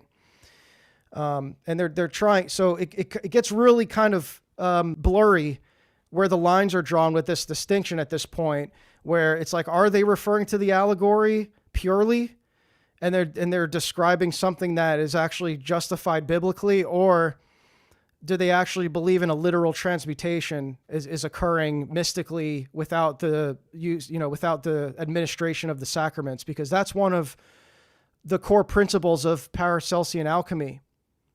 They reinterpreted the Philosopher's Stone as what's called Christus in nobis, which means Christ within you. So again, word concept fallacy. It's like nothing wrong with that terminology. Christ is in you, but it was what they were implying from it. It was mystically reinterpreted. Okay, so it's a purely internal participation in Christ's spiritus as a quasi-physical substance which mediated between the human body and the eternal soul. Paracelsus defined the spiritus as a divine spark, okay, another Kabbalistic idea deriving from the shattered vessels of creation. So the broken vessels dispersed all these divine sparks. And that you have to, and so the role is that the man's role is to restore those shattered vessels in Kabbalah. It's the same thing here. It's just being done through alchemy. And so he believed that was activated in the believer through a ritual baptism and subsequently sustained by the Eucharist, thereby facilitating spiritual regeneration. So something closer actually to the Orthodox and Catholic understanding of spiritual rebirth, where it requires, it's an ongoing process that requires the administration of the sacraments to facilitate. So nothing so far that's like really wildly heretical, other than, maybe this like notion of this like purely inner transformation. So by incorporating this spiritus concept, Paracelsus created a framework where the presence of Christ within the believer was not merely a theological truth, but a quasi-physical reality, a divine spark of subtle matter that could be acted upon and transmuted. And then, so Paracelsus, his contemporaries were deeply convinced that humanity was in the last days. So there's a interconnected eschatological notion here, because what is prompting this kind of fascination with this process of spiritual rebirth behind it all is this eschatological anticipation, this kind of apocalyptic, a standby mode that they're in, because they're all perceiving that they're in the last days. So they're like, what can we do? How can we hasten this? What can we do to ensure our regeneration, right? Our restoration. And so Paracelsus argued that it would include a renewal of knowledge. So this is where it gets Gnostic, primarily in medicine and the arts, and a final burst of reform before the return of the Messiah. He thus prophesied before his death in 1541 that during the apocalypse, a mystical figure named Elias Artista would appear as a great light to prepare the world with knowledge of the Philosopher's Stone and usher in a new golden age. Okay, this language of golden age is very pervasive throughout millenarian movements for centuries. And we see it today with Trump talking about, I've covered this before, but Trump, how many times do you hear Trump talking about we're entering a new golden age with AI? Throughout the duration of the 16th century, yeah, okay, I just said that. And not only prophecies, but it would be new discoveries, voyages of exploration, new opportunities of kind of like magical universes being opened up, like you see with this utopian vision that these millenarians have of a new world, often quite literally referencing it as a new world, or new Atlantis, right? A new age. And this all had to be happening before entering the Messianic age. Okay, this is what sets the precedence for it, and this is why they end up getting involved in like the immanentizing of the eschaton. In the late excuse me, in the late 16th century, there was this big alchemical resurgence in the Lutheran areas of Europe, particularly in Eastern Germany, and states through Silesia, where you see these lively groups of Paracelsian alchemists. And then Luther's main disciple, who you may have heard of, Philip Melanchthon, he was also Reuchlin's son-in-law, by the way. He displayed special interest in alchemy. He was also encouraged the use of humanistic science and linguistics in order to mine sacred texts for further prophecies. So another thing you see in the Renaissance with the Medici, the Medicis that were funding the scourings of these old monasteries for all this kind of ancient wisdom that they could bring into the Laurentian library. That's kind of what empowered the Renaissance. Luther's third son, Paul, was also a proponent of Paracelsian alchemy, while he was maintaining Lutheranism with zeal, by the way. So I don't know what kind of Lutheran he was and how much he integrated Paracelsian alchemy into his theology, but I have multiple sources that affirm this. In 1571, Paul Luther became a physician in the court of John Frederick II, the Duke of Saxony, where he taught the chemical philosophy to Electress Anna and likely had interactions with Zieglerin, who studied there in the same year. This Zieglerin figure, I might as well skip to that because I have this out of order here. But so Zieglerin, you kind of have to understand, I guess, to some degree, how Jakob Verma's Christian Theosophy played a role in this, but the timeline is there. So because this is happening during the time of Paracelsus before Jakob Verma, but you had this alchemist named Anna Zieglerin, who she regarded herself as the new Virgin Mary because she believed her body was this alchemical vessel necessary for the human reproduction of prelapsarian children. So wild stuff. And she believed that what she called holy alchemy produced the Paracelsian lion's blood tincture. So this was an alchemical elixir. Elixirs are very popular in alchemy, this idea that, you can take this elixir of immortality, right? And so she produced this Paracelsian lion's blood elixir to help her conceive children in their prelapsarian bodies. And this would help prepare the world for its last days. Her motive stemmed from this delusion that her alchemical work specifically was essential to fulfilling these prophecies. That's another common theme you see with all these guys. Pico had a similar notion. Pico della Mirandola, the kind of godfather of Christian Kabbalah, he thought that his work would usher in the apocalypse. Reuchlin also spoke very kind of highly of himself in a very proud way of his work that would transform the modern world type stuff. So a lot of these figures, they had these grandiose delusions of the impact that they were making on the world. For Anna Zieglerin, as well as everyone else in the 16th century, prophetic error could be easily explained away, leaving the fundamental truths of Christian eschatology firmly intact. Yeah, thank you, Sola Scriptura. You can just kind of tiptoe around that. We see the same thing happening today, right? You could just make whatever prophecy and just easily kind of backpedal out of it. Or say, blame it on the interpreters.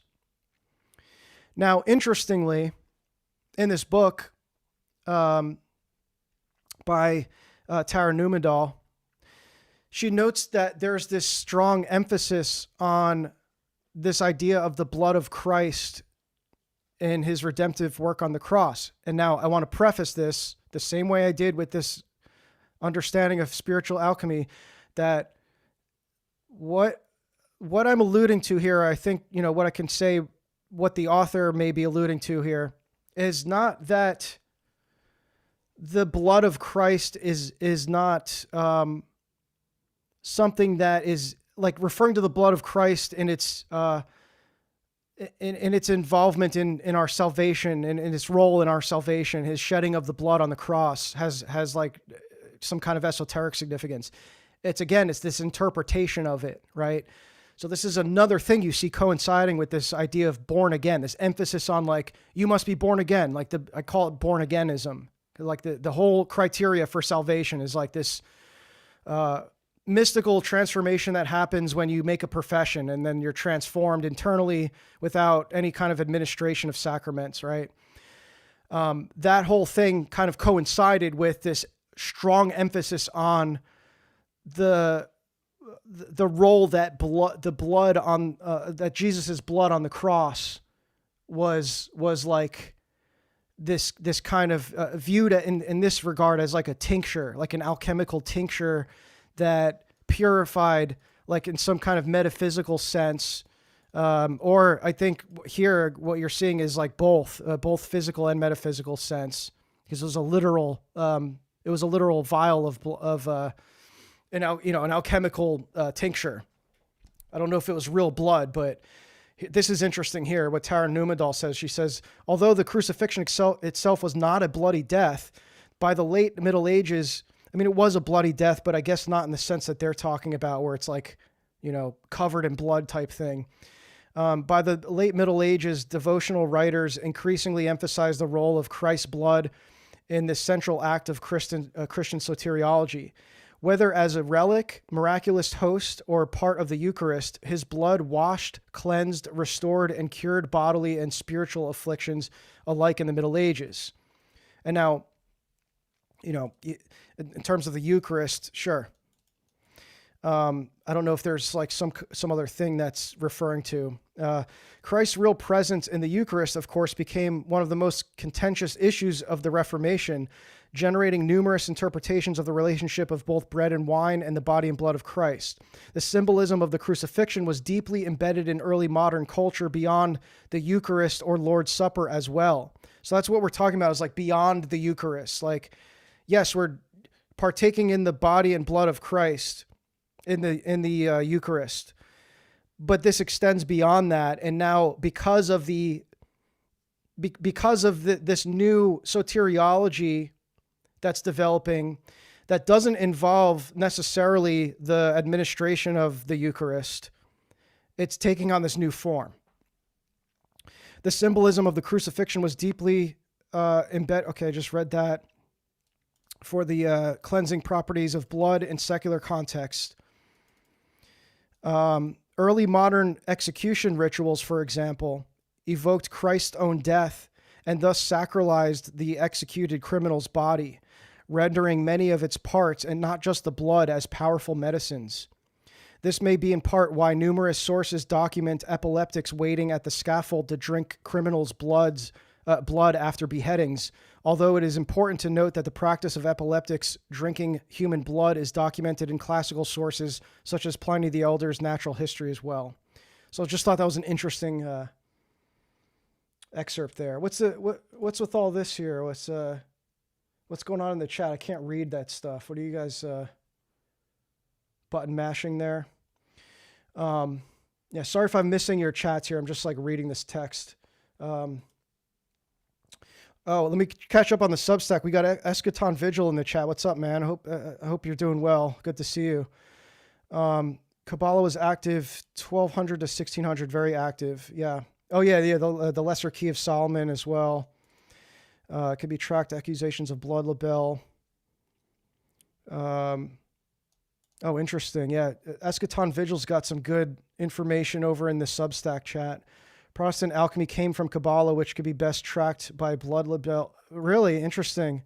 If you have any sources on that, I'd love to read on that. I'd love to dive deeper into that idea. I haven't come across that because obviously blood libel, I'm reading all these academic sources, but I just picked up the book Blood Passover, which was very hard to find. It was due to how banned it is, but interestingly, it was written by an Israeli professor who he kind of backtracked on it, and he was like, I guess he was catching flack from publishing it, and he had to kind of renounce some of the stuff he wrote in there because it was, it was alluding to the fact that it was a real historical thing that happened, and so the ADL is working with him now on, like he's having to donate the proceeds of the ADL or whatever. But yeah, it's an interesting book. Ariel Toaf, his father was the lead rabbi for, I think it was John Paul II, Pope John Paul II. So he was like the Vatican rabbi. Yeah, I'd like to know more about that if you got anything on that. So the next guy we're going to look at is Valentin Weigel.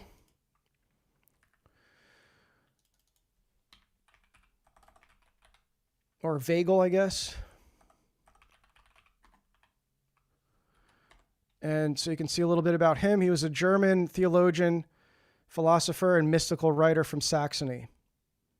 An important precursor of later Theosophy, which we're getting there. And you'll see how. So he's kind of like the in-between of Paracelsus and Jakob Boehme. And so he was a Lutheran pastor, an alchemist, a mystical writer. It says right here, his mysticism was marked by that of Johannes Tauler and the doctrines of Paracelsus. Like these two latter, he emphasized the inner life. And this is okay. Again, we're looking at the origins of this stuff, right? He advocated for a spiritual church in which one could know Christ without books or scripture. Interesting. A spiritual church. So like without the institution of the actual church. So again, you see these ideas develop in the Reformation by these mystics. This idea of an invisible church. I haven't found anything that traces that idea back further than Valentin Weigel. So there's another thing that comes up here. And again, I'm not saying that this is exactly where it comes from. It just like from my research on this, I'm kind of immersed in this research. I haven't seen that idea emerge from anyone else. I don't know that Luther, I'm not as familiar with Luther's writings and his ecclesiology in particular to know if he actually believed in this idea of an invisible church. I would assume what he thought the church was the Lutheran church, both physically and spiritually, but I could be wrong about that. If there's someone more accustomed to Lutheran theology and you're in the chat, you can feel free to weigh in on that. But I thought that was interesting that this mystic came up with this idea of an invisible church, So we'll get into a little bit more on Weigel. Interestingly, another common theme you see with all this esotericism is the pseudo-pigraphal works, right? So like his mystical writings were posthumously published under a pseudonym. So they call them pseudo-Wiegelian text. And one of them was called Azoth and Fire. It's this exceedingly cryptic text that combined Hegelian spiritualism with alchemical terminology and apocalyptic speculation. So again, you see more eschatological, apocalyptic speculation coming out of this stuff. And this established the true historical birth of European spiritual alchemy, according to scholars. And so it really started with this guy here, Valentin Weigel. At what point did Luther ditch the fix the Roman Church mission and just start making his own church? That's a good question. I don't know the exact year. Just because really the work I'm doing here relates to kind of more like what we're looking at and the religious climate and the other emerging traditions that were developing at the time, and not as much in the inner workings of the relations between Rome and the reformers. But I would imagine pretty early on, from what I can understand, he started just running with it. I mean, Luther was just writing so much, and I think that he just kind of naturally developed his own system. And again, it's like I talk about this in the book, how much the printing press served as a catalyst to all of this. None of this would have been possible without the printing press.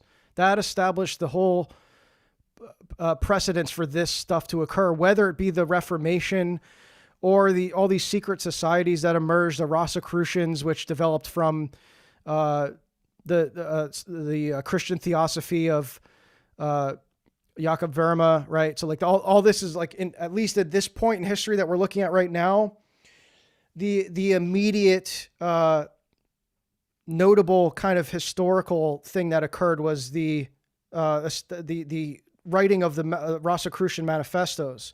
So like all these secret societies start with these manifestos, these kinds of writings that are disseminated and propagated because of the printing press. So like the printing press kind of created the textual architecture for all of this to occur. So it's really no coincidence that this stuff started happening during the onset of the printing revolution. So all these revolutionary movements are emerging at the same time that the printing press is helping to disseminate the literature that is propagating them.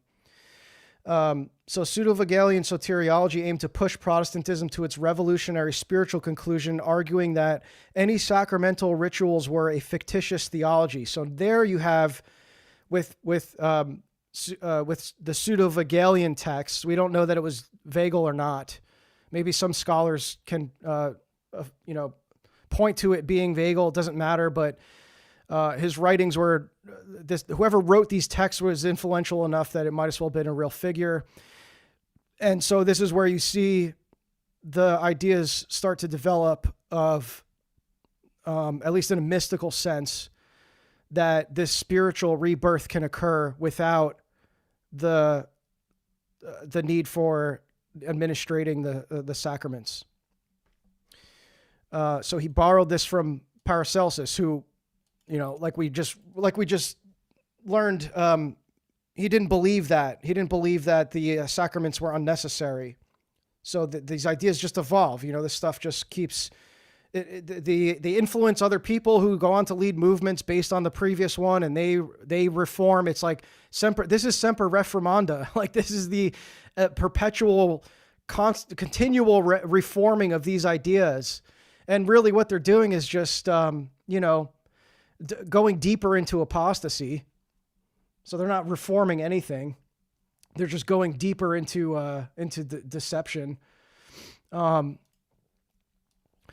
So yeah, and so we saw about the invisible church, and I quote St. Justin Popovich here because he wrote a lot about the incarnational nature of the church, how it all, like in Orthodox theology, I find it fascinating how everything is centered around Christology, because it's centered around Christ.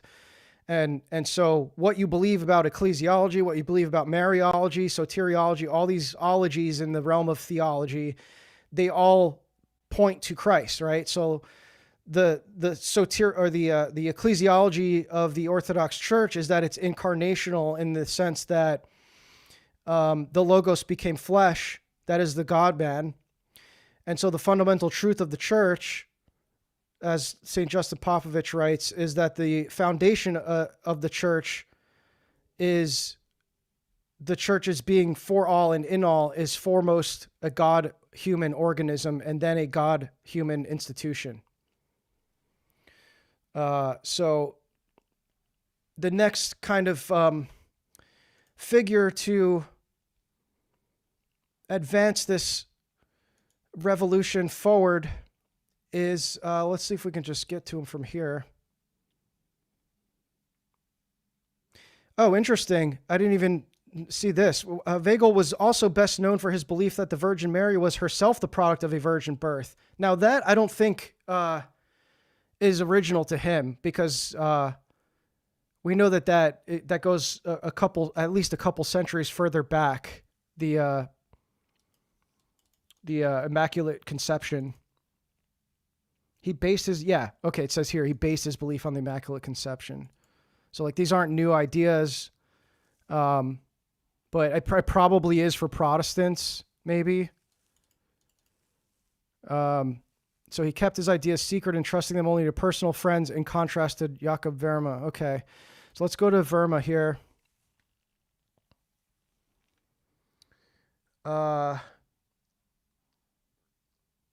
Wiegel, yeah, thank you. Neo business. Yeah, I figured German. W is V.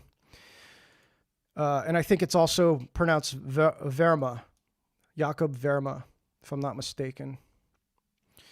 So this guy was like, it's just incredible how influential he was and how unknown he is. In many ways, Jakob Boehme provided the mystical framework of the modern world. I would say there was obviously other contributors. John Dee was another one at this time that we won't get into him here because he was in England at the time. But between him, John Dee, and probably Francis Bacon, you can say that they, in many ways, were the architects of the New World. And it's just fascinating to me how unknown they are. I would say Francis Bacon is the most well known because of his literature. Like as he was writing novels, it wasn't as mystical. But this guy Jakob Boehme, I mean John Dee as well. These were brilliant people. Let's not fool ourselves and think that they were retarded in any way. These were brilliant guys. Probably like 250 IQ type individuals. I mean, really incredible minds that they had. And I would say before we get into Theosophy, I'll say this. I take a kind of a sympathetic approach to this, because what you have going on with the Reformation is like the destruction of the old Christian order, right? The hierarchy of the church, it's obviously a schism of a schism. I know my Roman Catholic viewers would not agree with that, but if you were talking about a schism from the Orthodox Church as a Catholic, you would think of it the same way. So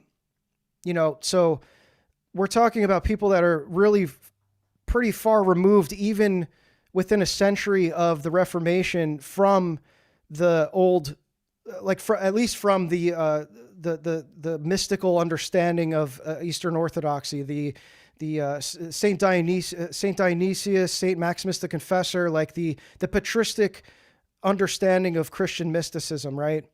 And so they're developing their own version of that to kind of like compensate for not having the sacraments and for this diversion that they're experiencing, right? And so you see certain figures that get closer to something that resembles Orthodox mysticism in various ways, and then you see others who are really diverting far from it. Jakob Boehme I would describe him as a Gnostic. His Christian theosophy is almost entirely Gnostic, but on the surface it looks like it resembles particular elements of or Orthodox mysticism. Like it's almost like they're trying to do their own version of the essence energy distinction. So there is this really commendable in some way effort to recontextualize like the metaphysics that were lost in the rigid rationalism of scholasticism and the reformers. But still with that they're Gnostic, but it looks like a vampire. Yeah, I mean a lot of these guys were pretty rough looking. There's better pictures of them. We can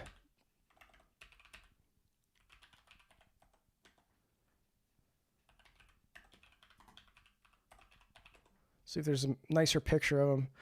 That doesn't look too bad there. It looks like a pretty standard Anglo chud face there. Yeah, he looks sickly in that other picture. He looks like he's malnourished. Oh, bro has he's got the Yakub skull. I mean, he's got that big brain in his dome, so it's got to go somewhere. So here's some of his imagery. He was like really dense imagery that he kind of came up with his own like esoteric iconography. And so with Boehme, I'll get to the history here. Let's pull up the chud pic. So with Boehme, you start to see Kabbalah takes center stage again. And Boehme himself was not an experienced alchemist. He couldn't even maintain an alchemical fire. And so that kind of also demonstrates that you could have this profound understanding of spiritual alchemy without having the like laboratory experience of it, right? And so he was a disciple of Paracelsus. And he was the one that developed this Christian theosophy. Now, a note about theosophy. Many of you probably, when you think of theosophy, you think of Blavatsky, right? The more kind of like Crowleyan version of it. That was more of like a revival of this theosophy that derives from Jakob Boehme, that had this kind of like, again, Lutheran skin suit. And so there are some similarities, but there's some differences. The modern theosophy that we know, I would say probably has more similarities than differences for sure. I mean, it's entirely Kabbalistic. So is Jakob Boehme's. Now, we're going to see how alchemy comes in, or where alchemy comes in, but his entire cosmological framework, his ontology, it was all derived from Kabbalah. And I don't know that he made explicit reference to the Kabbalah, but like, I mean, there's like a number of Kabbalistic scholars that attest to the fact that he definitely had knowledge of Kabbalah in the way that he frames his theosophy. Like, there's no doubt about it. Like, there's absolutely no way that there was no Kabbalistic influence, and you'll see why. So, he was a shoemaker from Saxony.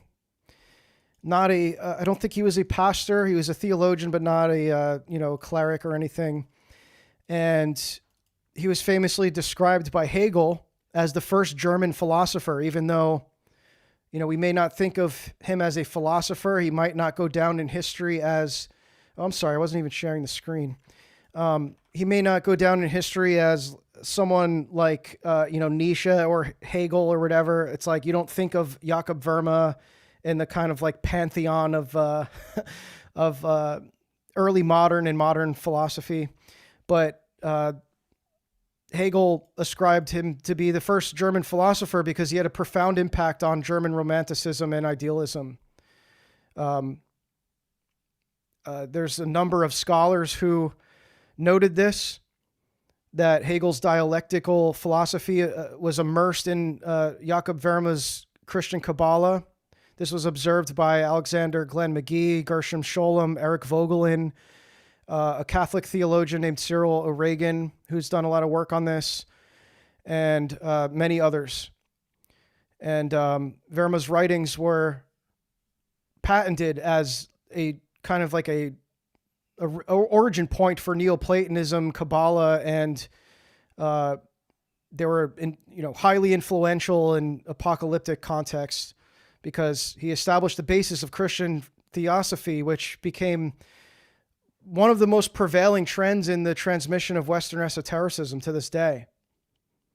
It's really, like, when you understand what it is, it's like really embedded in a lot of things.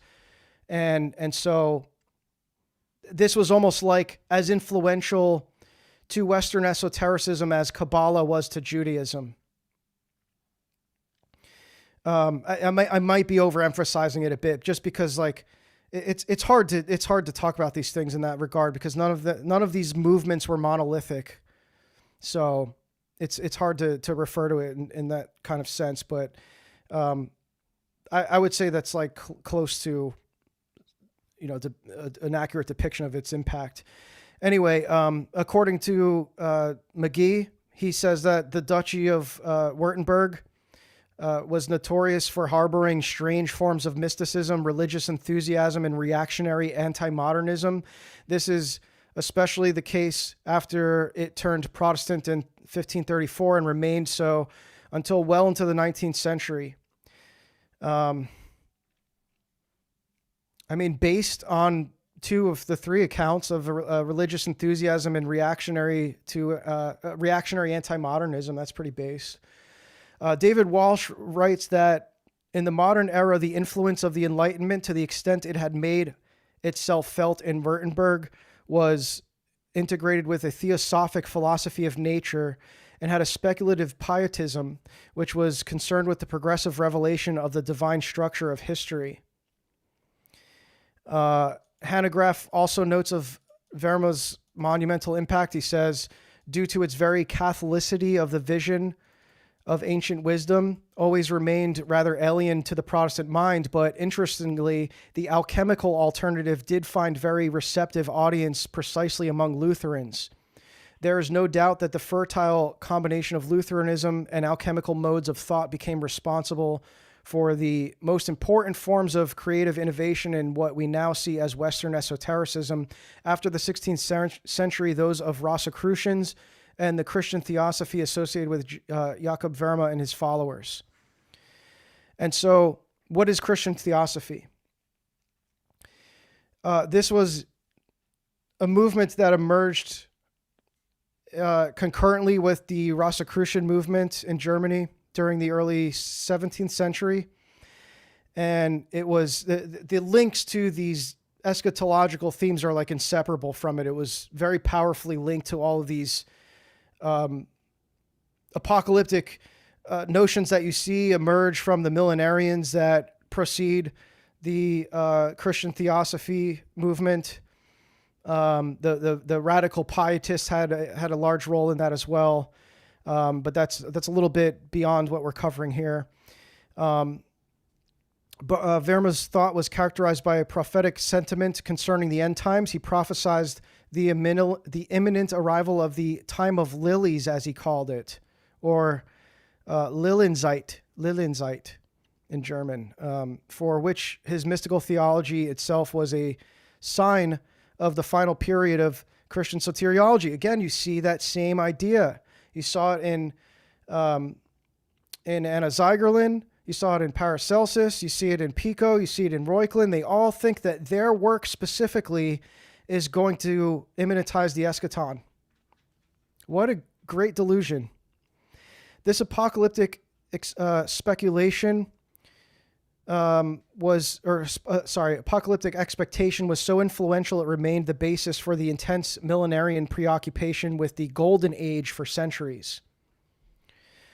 So at the root of his system is this exceedingly complex and ultimately dialectical ontology that is deeply intertwined with Lurianic Kabbalah. And it actually has, in terms of his cosmology, it has very few alchemical allusions. So it's almost entirely Kabbalistic.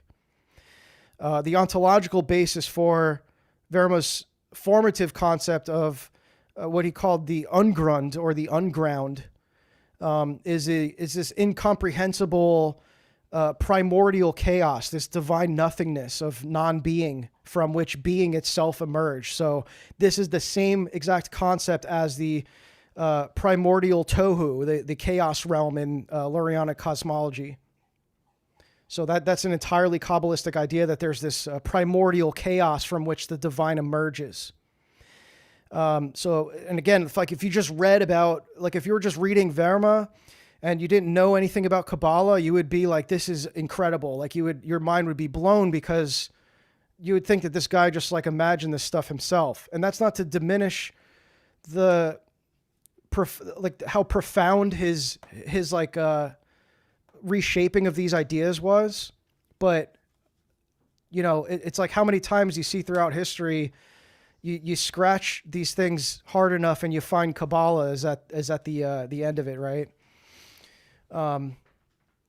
Verba's discourse heavily utilized the structure of the Kabbalistic Seifrat to posit that the existence stems from the ontological conflict of opposing principles or qualities. Okay, another deeply Kabbalistic concept. The Seifrat was described by Gershom Scholem as kind of like the skeleton of reality.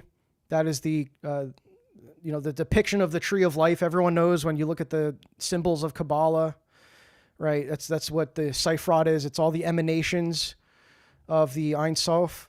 And so this was the structure of reality that Verma adopted.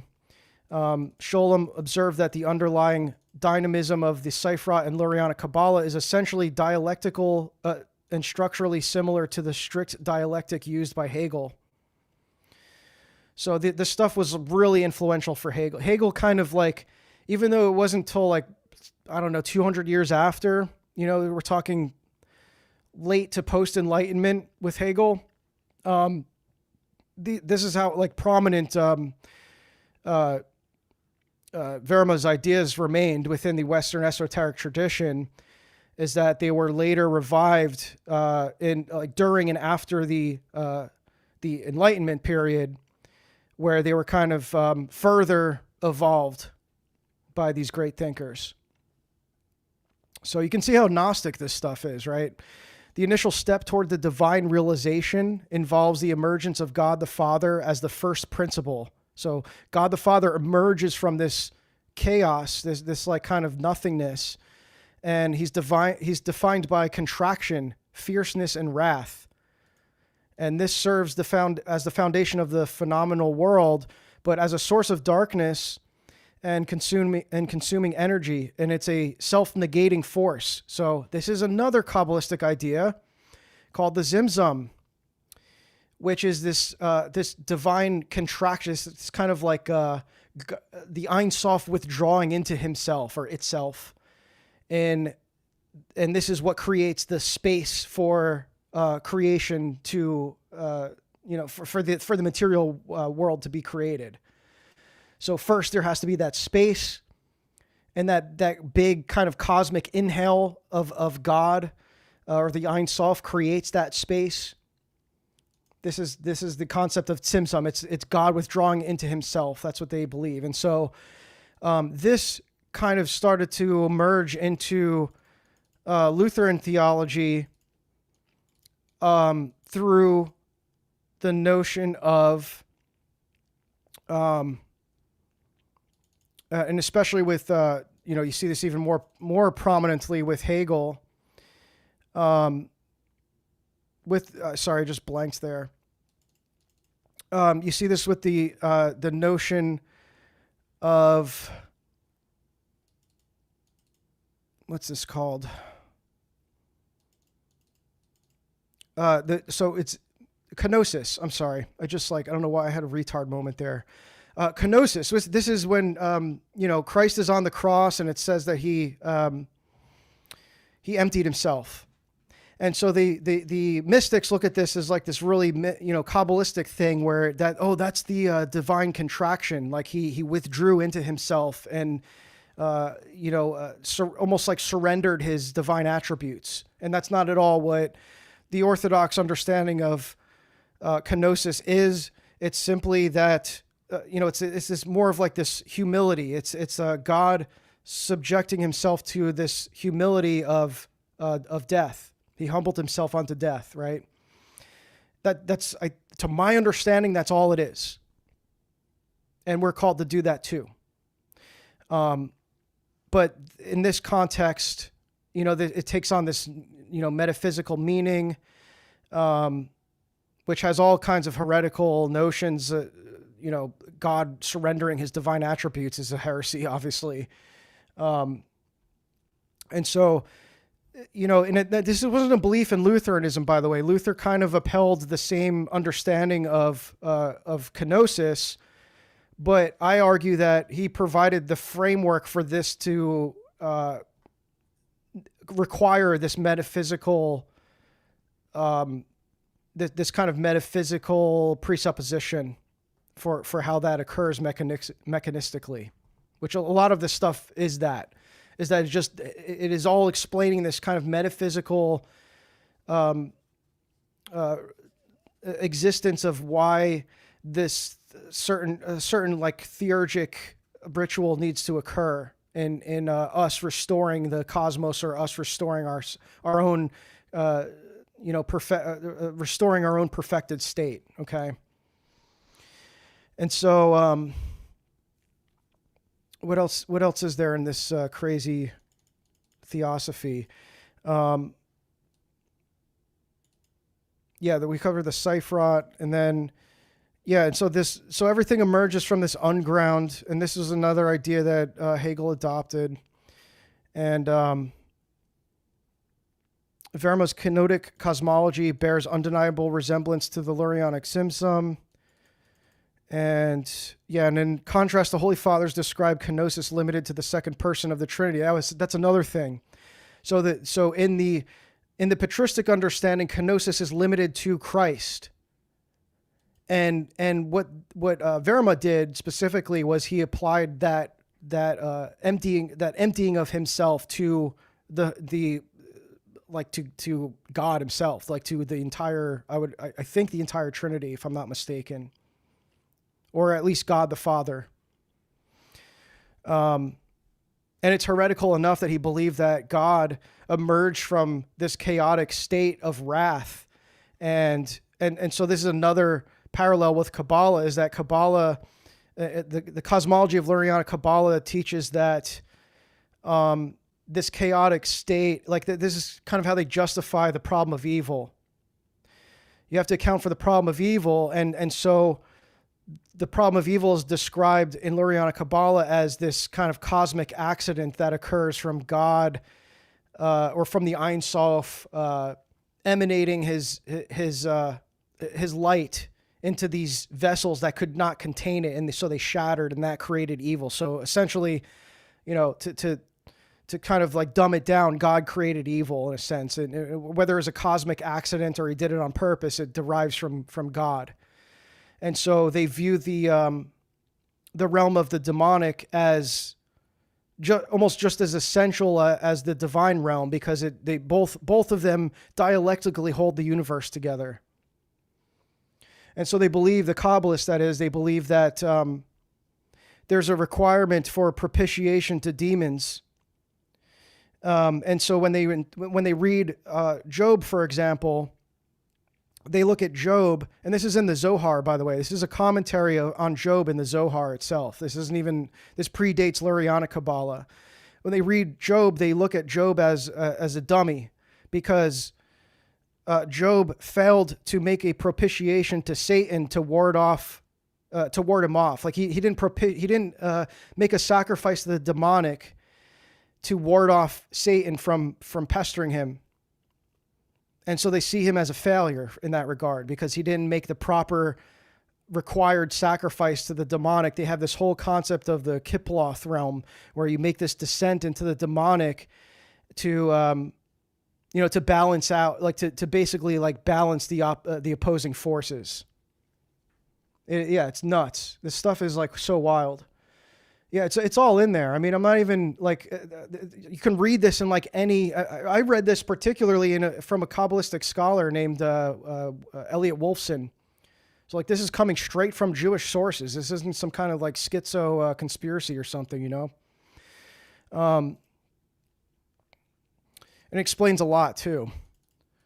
Because I think I first read about this in the book, The Jewish Religion, Jewish History by Israel Shahak. And the way that he writes in that book, there's not a whole lot of sources referenced. So you're just like, oh, where's he coming up with this stuff? This sounds wild.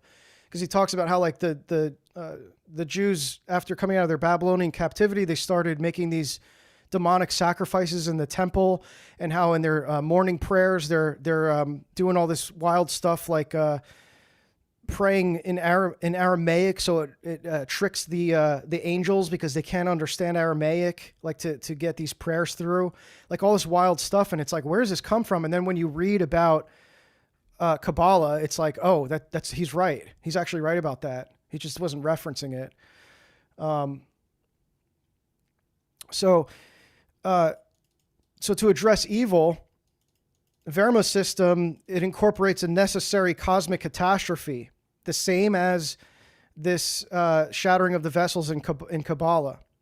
And this is initiated instead, this is the more Christian aspect to it, is that he at least ascribes it to Satan. He says that Lucifer's vainglorious ascent above God the Father thereby shattered all of reality and unleashed the once concealed divine wrath. So the divine wrath was concealed within God the Father, and when Satan or Lucifer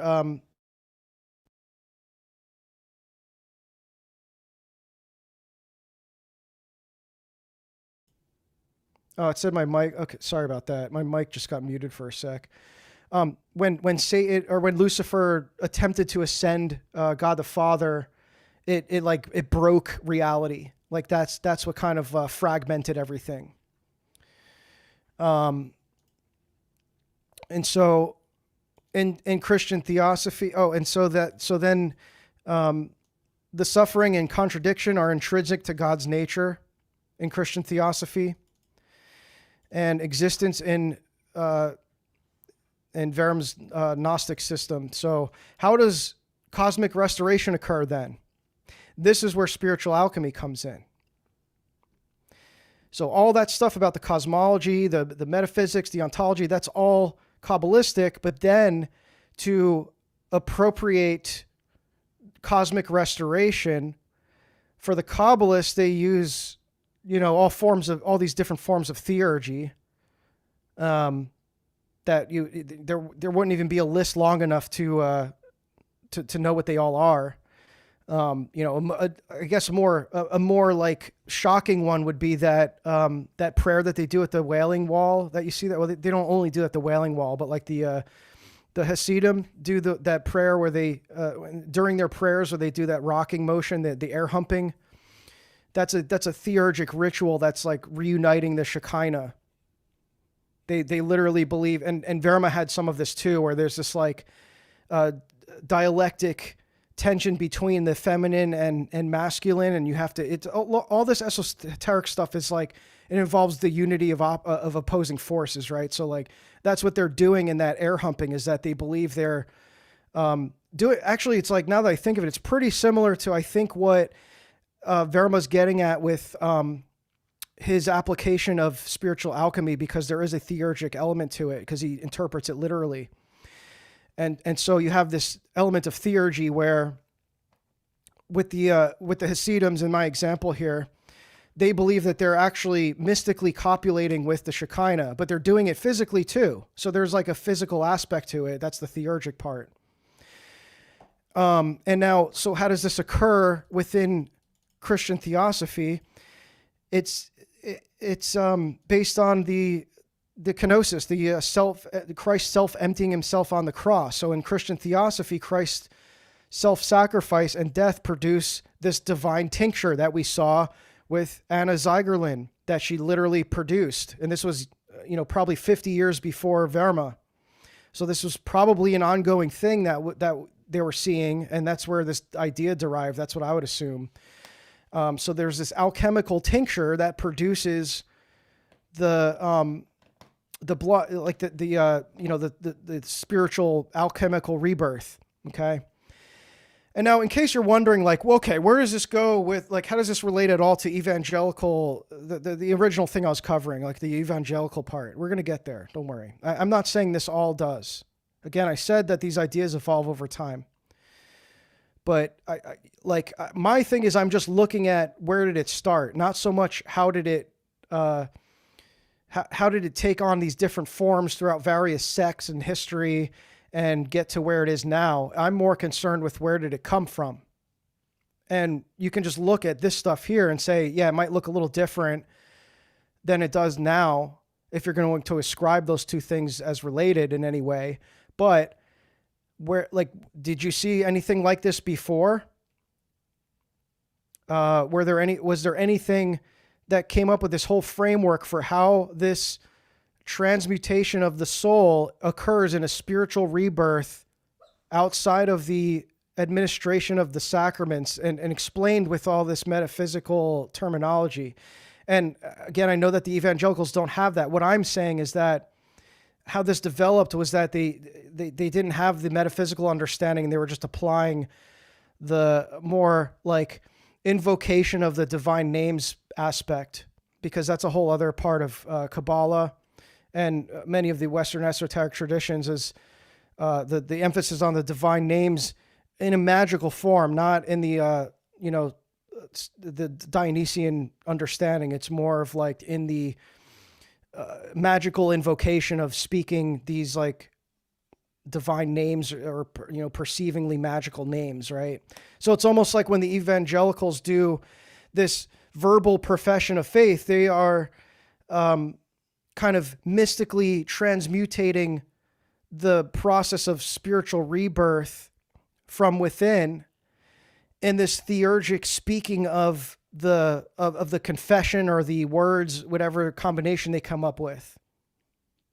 Right? There's almost like there's this verbal profession of faith, and then at that moment there's this once and for all transmutation that occurs.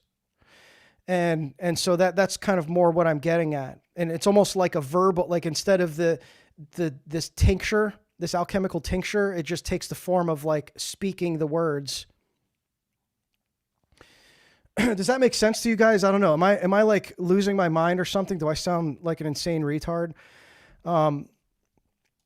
So Boehme basically transformed the pseudo-Wiegelian notion of spiritual rebirth into this literal transmutation, that the actual physical possession of Christ's spiritual body, or the heavenly bodiness, or quintessence.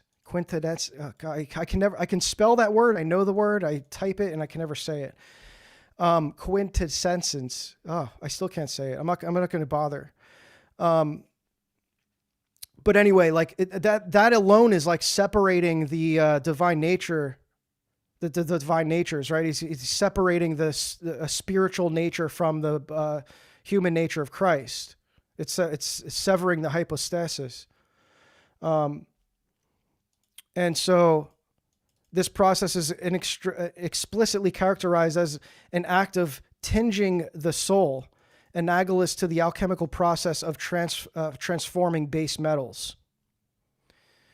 So yeah, I mean, it goes without saying that seems like, again, I know that I'm not saying that they're using alchemical tinctures, the evangelicals. I know that. But you can observe how this alchemical reinterpretation of Christ's response to Nicodemus of, you must be born again, how this developed into this more mystical identification with Christ. Like that was another pseudo-Wiegelian idea. or I think it might even go back to Paracelsus, that the mere identification of an individual with Christ instantly imbues salvation in this kind of transmutation. And so that's there. That's present in, again, back to at least pseudo-Wiegelian alchemy, and I think even maybe back to Paracelsus. So that goes back to the Reformation as it's unfolding. This idea that a mere identification with Christ invokes this kind of mystical inner transformation. So I know this took us what are we on, hour 2 now? I can't even see how long we've been streaming, but it took us this long to get there. But there we are. Does that make sense to you guys?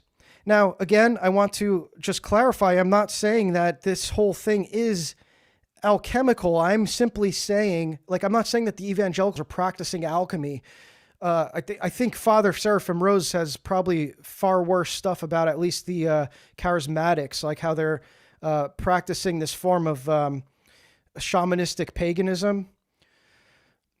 But I don't think that I wouldn't say that what they're doing is literally alchemy. I'm just saying that you can trace these ideas back to this kind of alchemical resurgence that was occurring in Reformation Germany. You can just look at the ideas that were emerging from there, how prevalent they are now, the fact that they weren't prominent at all before these figures, and that they maintained continuity throughout, in various degrees, obviously throughout all the fragmentation that occurred over hundreds of years, but they maintained some sense of continuity in various forms throughout the centuries since the Reformation. So that's simply all I'm saying. Well, let's go to some comments, and then thank you guys for sticking with me here. I appreciate you guys, all 43 of you watching over on YouTube. I love you guys, and I appreciate you supporting the channel, even if you're just lurking. Everyone over, if you're still tuned in over on Substack, appreciate all you guys tuning in. You can support my work on the reversion.co. That's probably the best way as of right now, because for $9 a month, you get access to going on about 4 years of content that I've been publishing there. Much of it is paywalled. And so you do get a good amount of value in return. You get access to the book club as well, which is going to be gearing up again in January, kind of taking some time off during the nativity season. So I'm excited to get back into that, but, where are we here? I'm just going to go over some comments now. Is Grok in the chat? Who's saying STFU Grok? Is Grok here? Show yourself, Grok.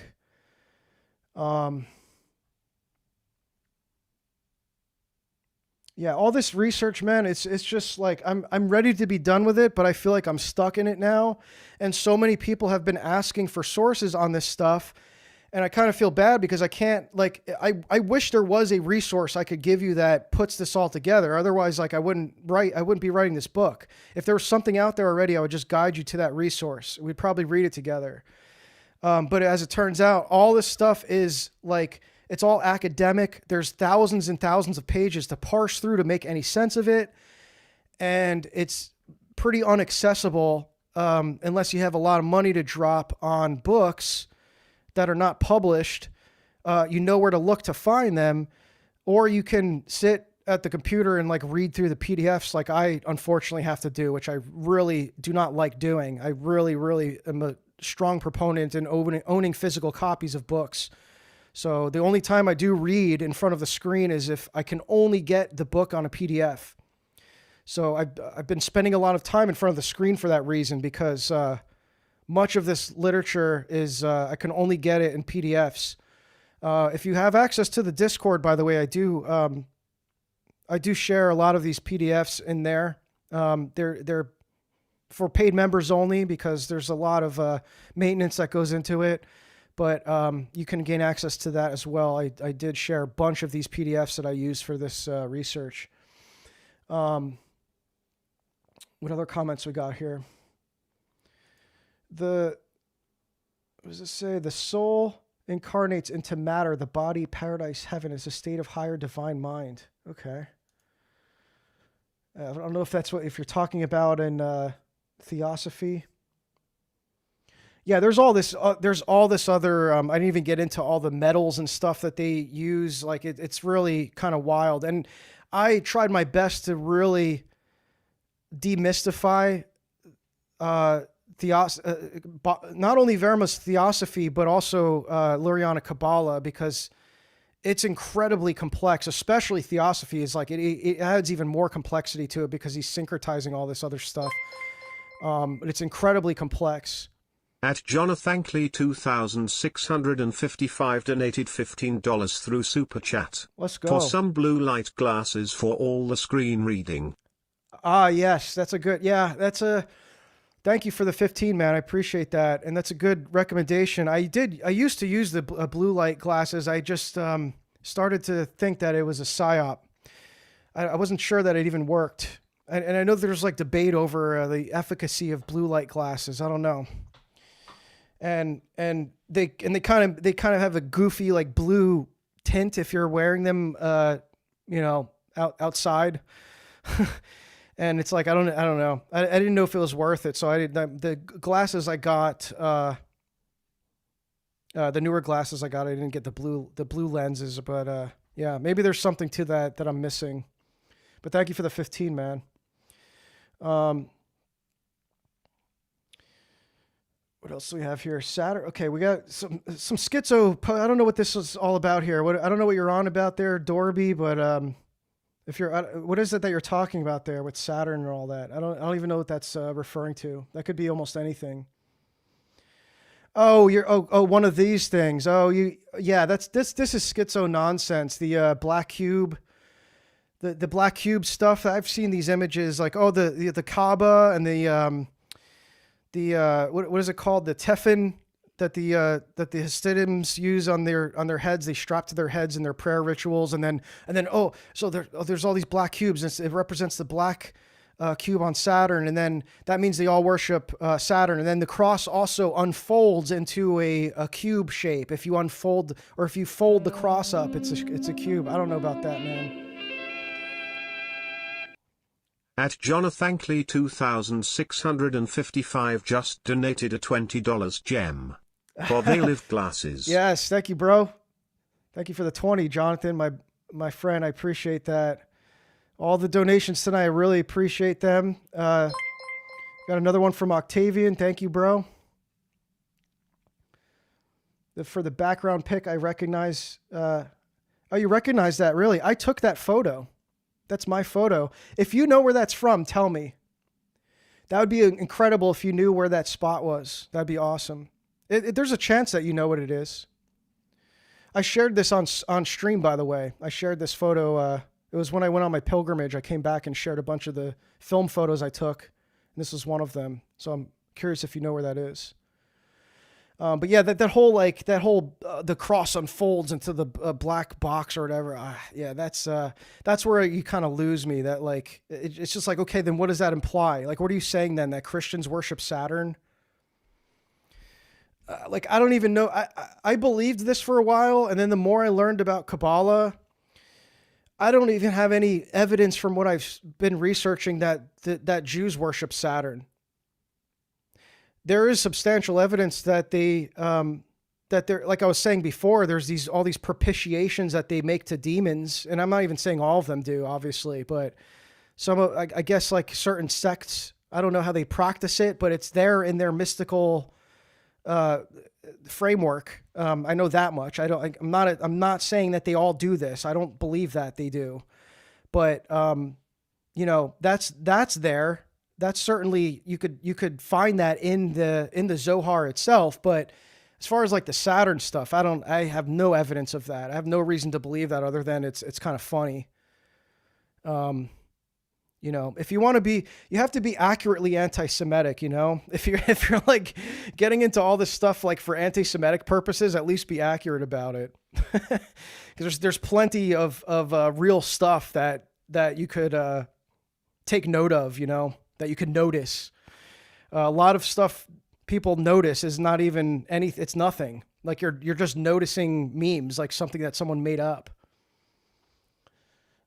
So you have to look at where that stuff comes from. I see people share that image all the time of that black cube, and a lot of the Christians that share it, they just cut out that part with the cross. And it's like, well, dude, you're perpetuating this like this conspiracy theory, and you're not even doing. You just like took a part out of it that was originally there by whoever crafted it, and it's like, what are you even saying then? Like, what are you even trying to say?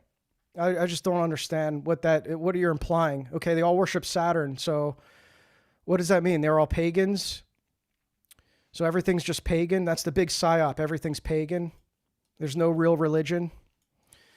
I mean, really, at the end of the day, like a lot of the, basically anything that's not Christian can be reduced to some form of paganism. I'm not saying in its true practice, but you always find in all these heresies and all these, and especially within Western esotericism, it all derives from a very worldly, secular understanding of Neoplatonism, which is like a pagan kind of mystical understanding of reality. But we do have in Orthodox mysticism, a lot of the mystical aesthetic practices can be attributed to early figures like Saint Dionysius the Areopagite, whose work was further contextualized by Saint Maximus the Confessor and Saint John of Damascus. And Saint Dionysius is a big influence with all these Western esoteric traditions because they don't understand they don't have the phronema, the mind of the church, how the fathers were able to disseminate this stuff, because a lot of it is really complex and mystical. And so they apply a lot of his teachings to these esoteric teachings. And that's unfortunate, but it's very common. You see that. I don't have enough knowledge to go much further on that, but I'm still trying to read up on that. Anyway, thank you guys for tuning in. I'm just kind of in ramble mode at this point, but yeah, thank you all. I appreciate, and I hope this was beneficial in some way. I know it's like really niche subject, but I hope that it at least kind of helps you to understand that like these ideas didn't come out of a vacuum. You can trace them back to something, to some kind of origin point, whether it's exactly that origin point or it's like roughly around that. I think that it helps a lot to understand how they developed over time and how they've, shaped the modern world. And the fact that it, like all this stuff that we cover on this channel, on, in my work, and other people do too, it all, to me, it just shows the fingerprints of the devil. And in many cases, it comes up like very, there's like, it's always kind of like covered in bits of truth. So you can look at these philosophies, these frameworks, and derive some truth from them. But to kind of accept them wholesale is deadly. Like that's where you have the deadly delusion that can be very costly to your soul. So that, it's all about understanding how to avoid that by, studying it. That's the kind of the mantra, the catchphrase here, I guess. I don't want to call it a catchphrase. It's from St. Ignatius Brianchanov. But anyway, I am further rambling now. Thank you all again. And I'm going to really sign off this time. And we'll see you next week. I've got an exciting episode. I think it's next week. Yeah. Coming up with an expert on, why am I forgetting that's right. We're going to have on a friend of mine who is an expert on not only the Romanov family, but Rasputin. So I think he goes by Rasputin Archive on Substack. If you guys have seen his work, he's a Rasputin researcher, And a lot of people have asked me about Rasputin, and I don't know much about him until I recently started reading more about the Romanovs and their relation to him. So I know a little bit about him, but this guy's an expert, and I think it'll be just a very interesting perspective, at least, and I'm looking forward to that. So stay tuned for that. I think he goes by Rasputinite. I don't know, he's changed his name, but he'll be joining me next episode. So make sure you're in the Discord or Telegram. You'll get an announcement for when that's coming up. But other than that, that's all I've got. I'm going to sign off here. Take care and God bless everyone. Have a good night.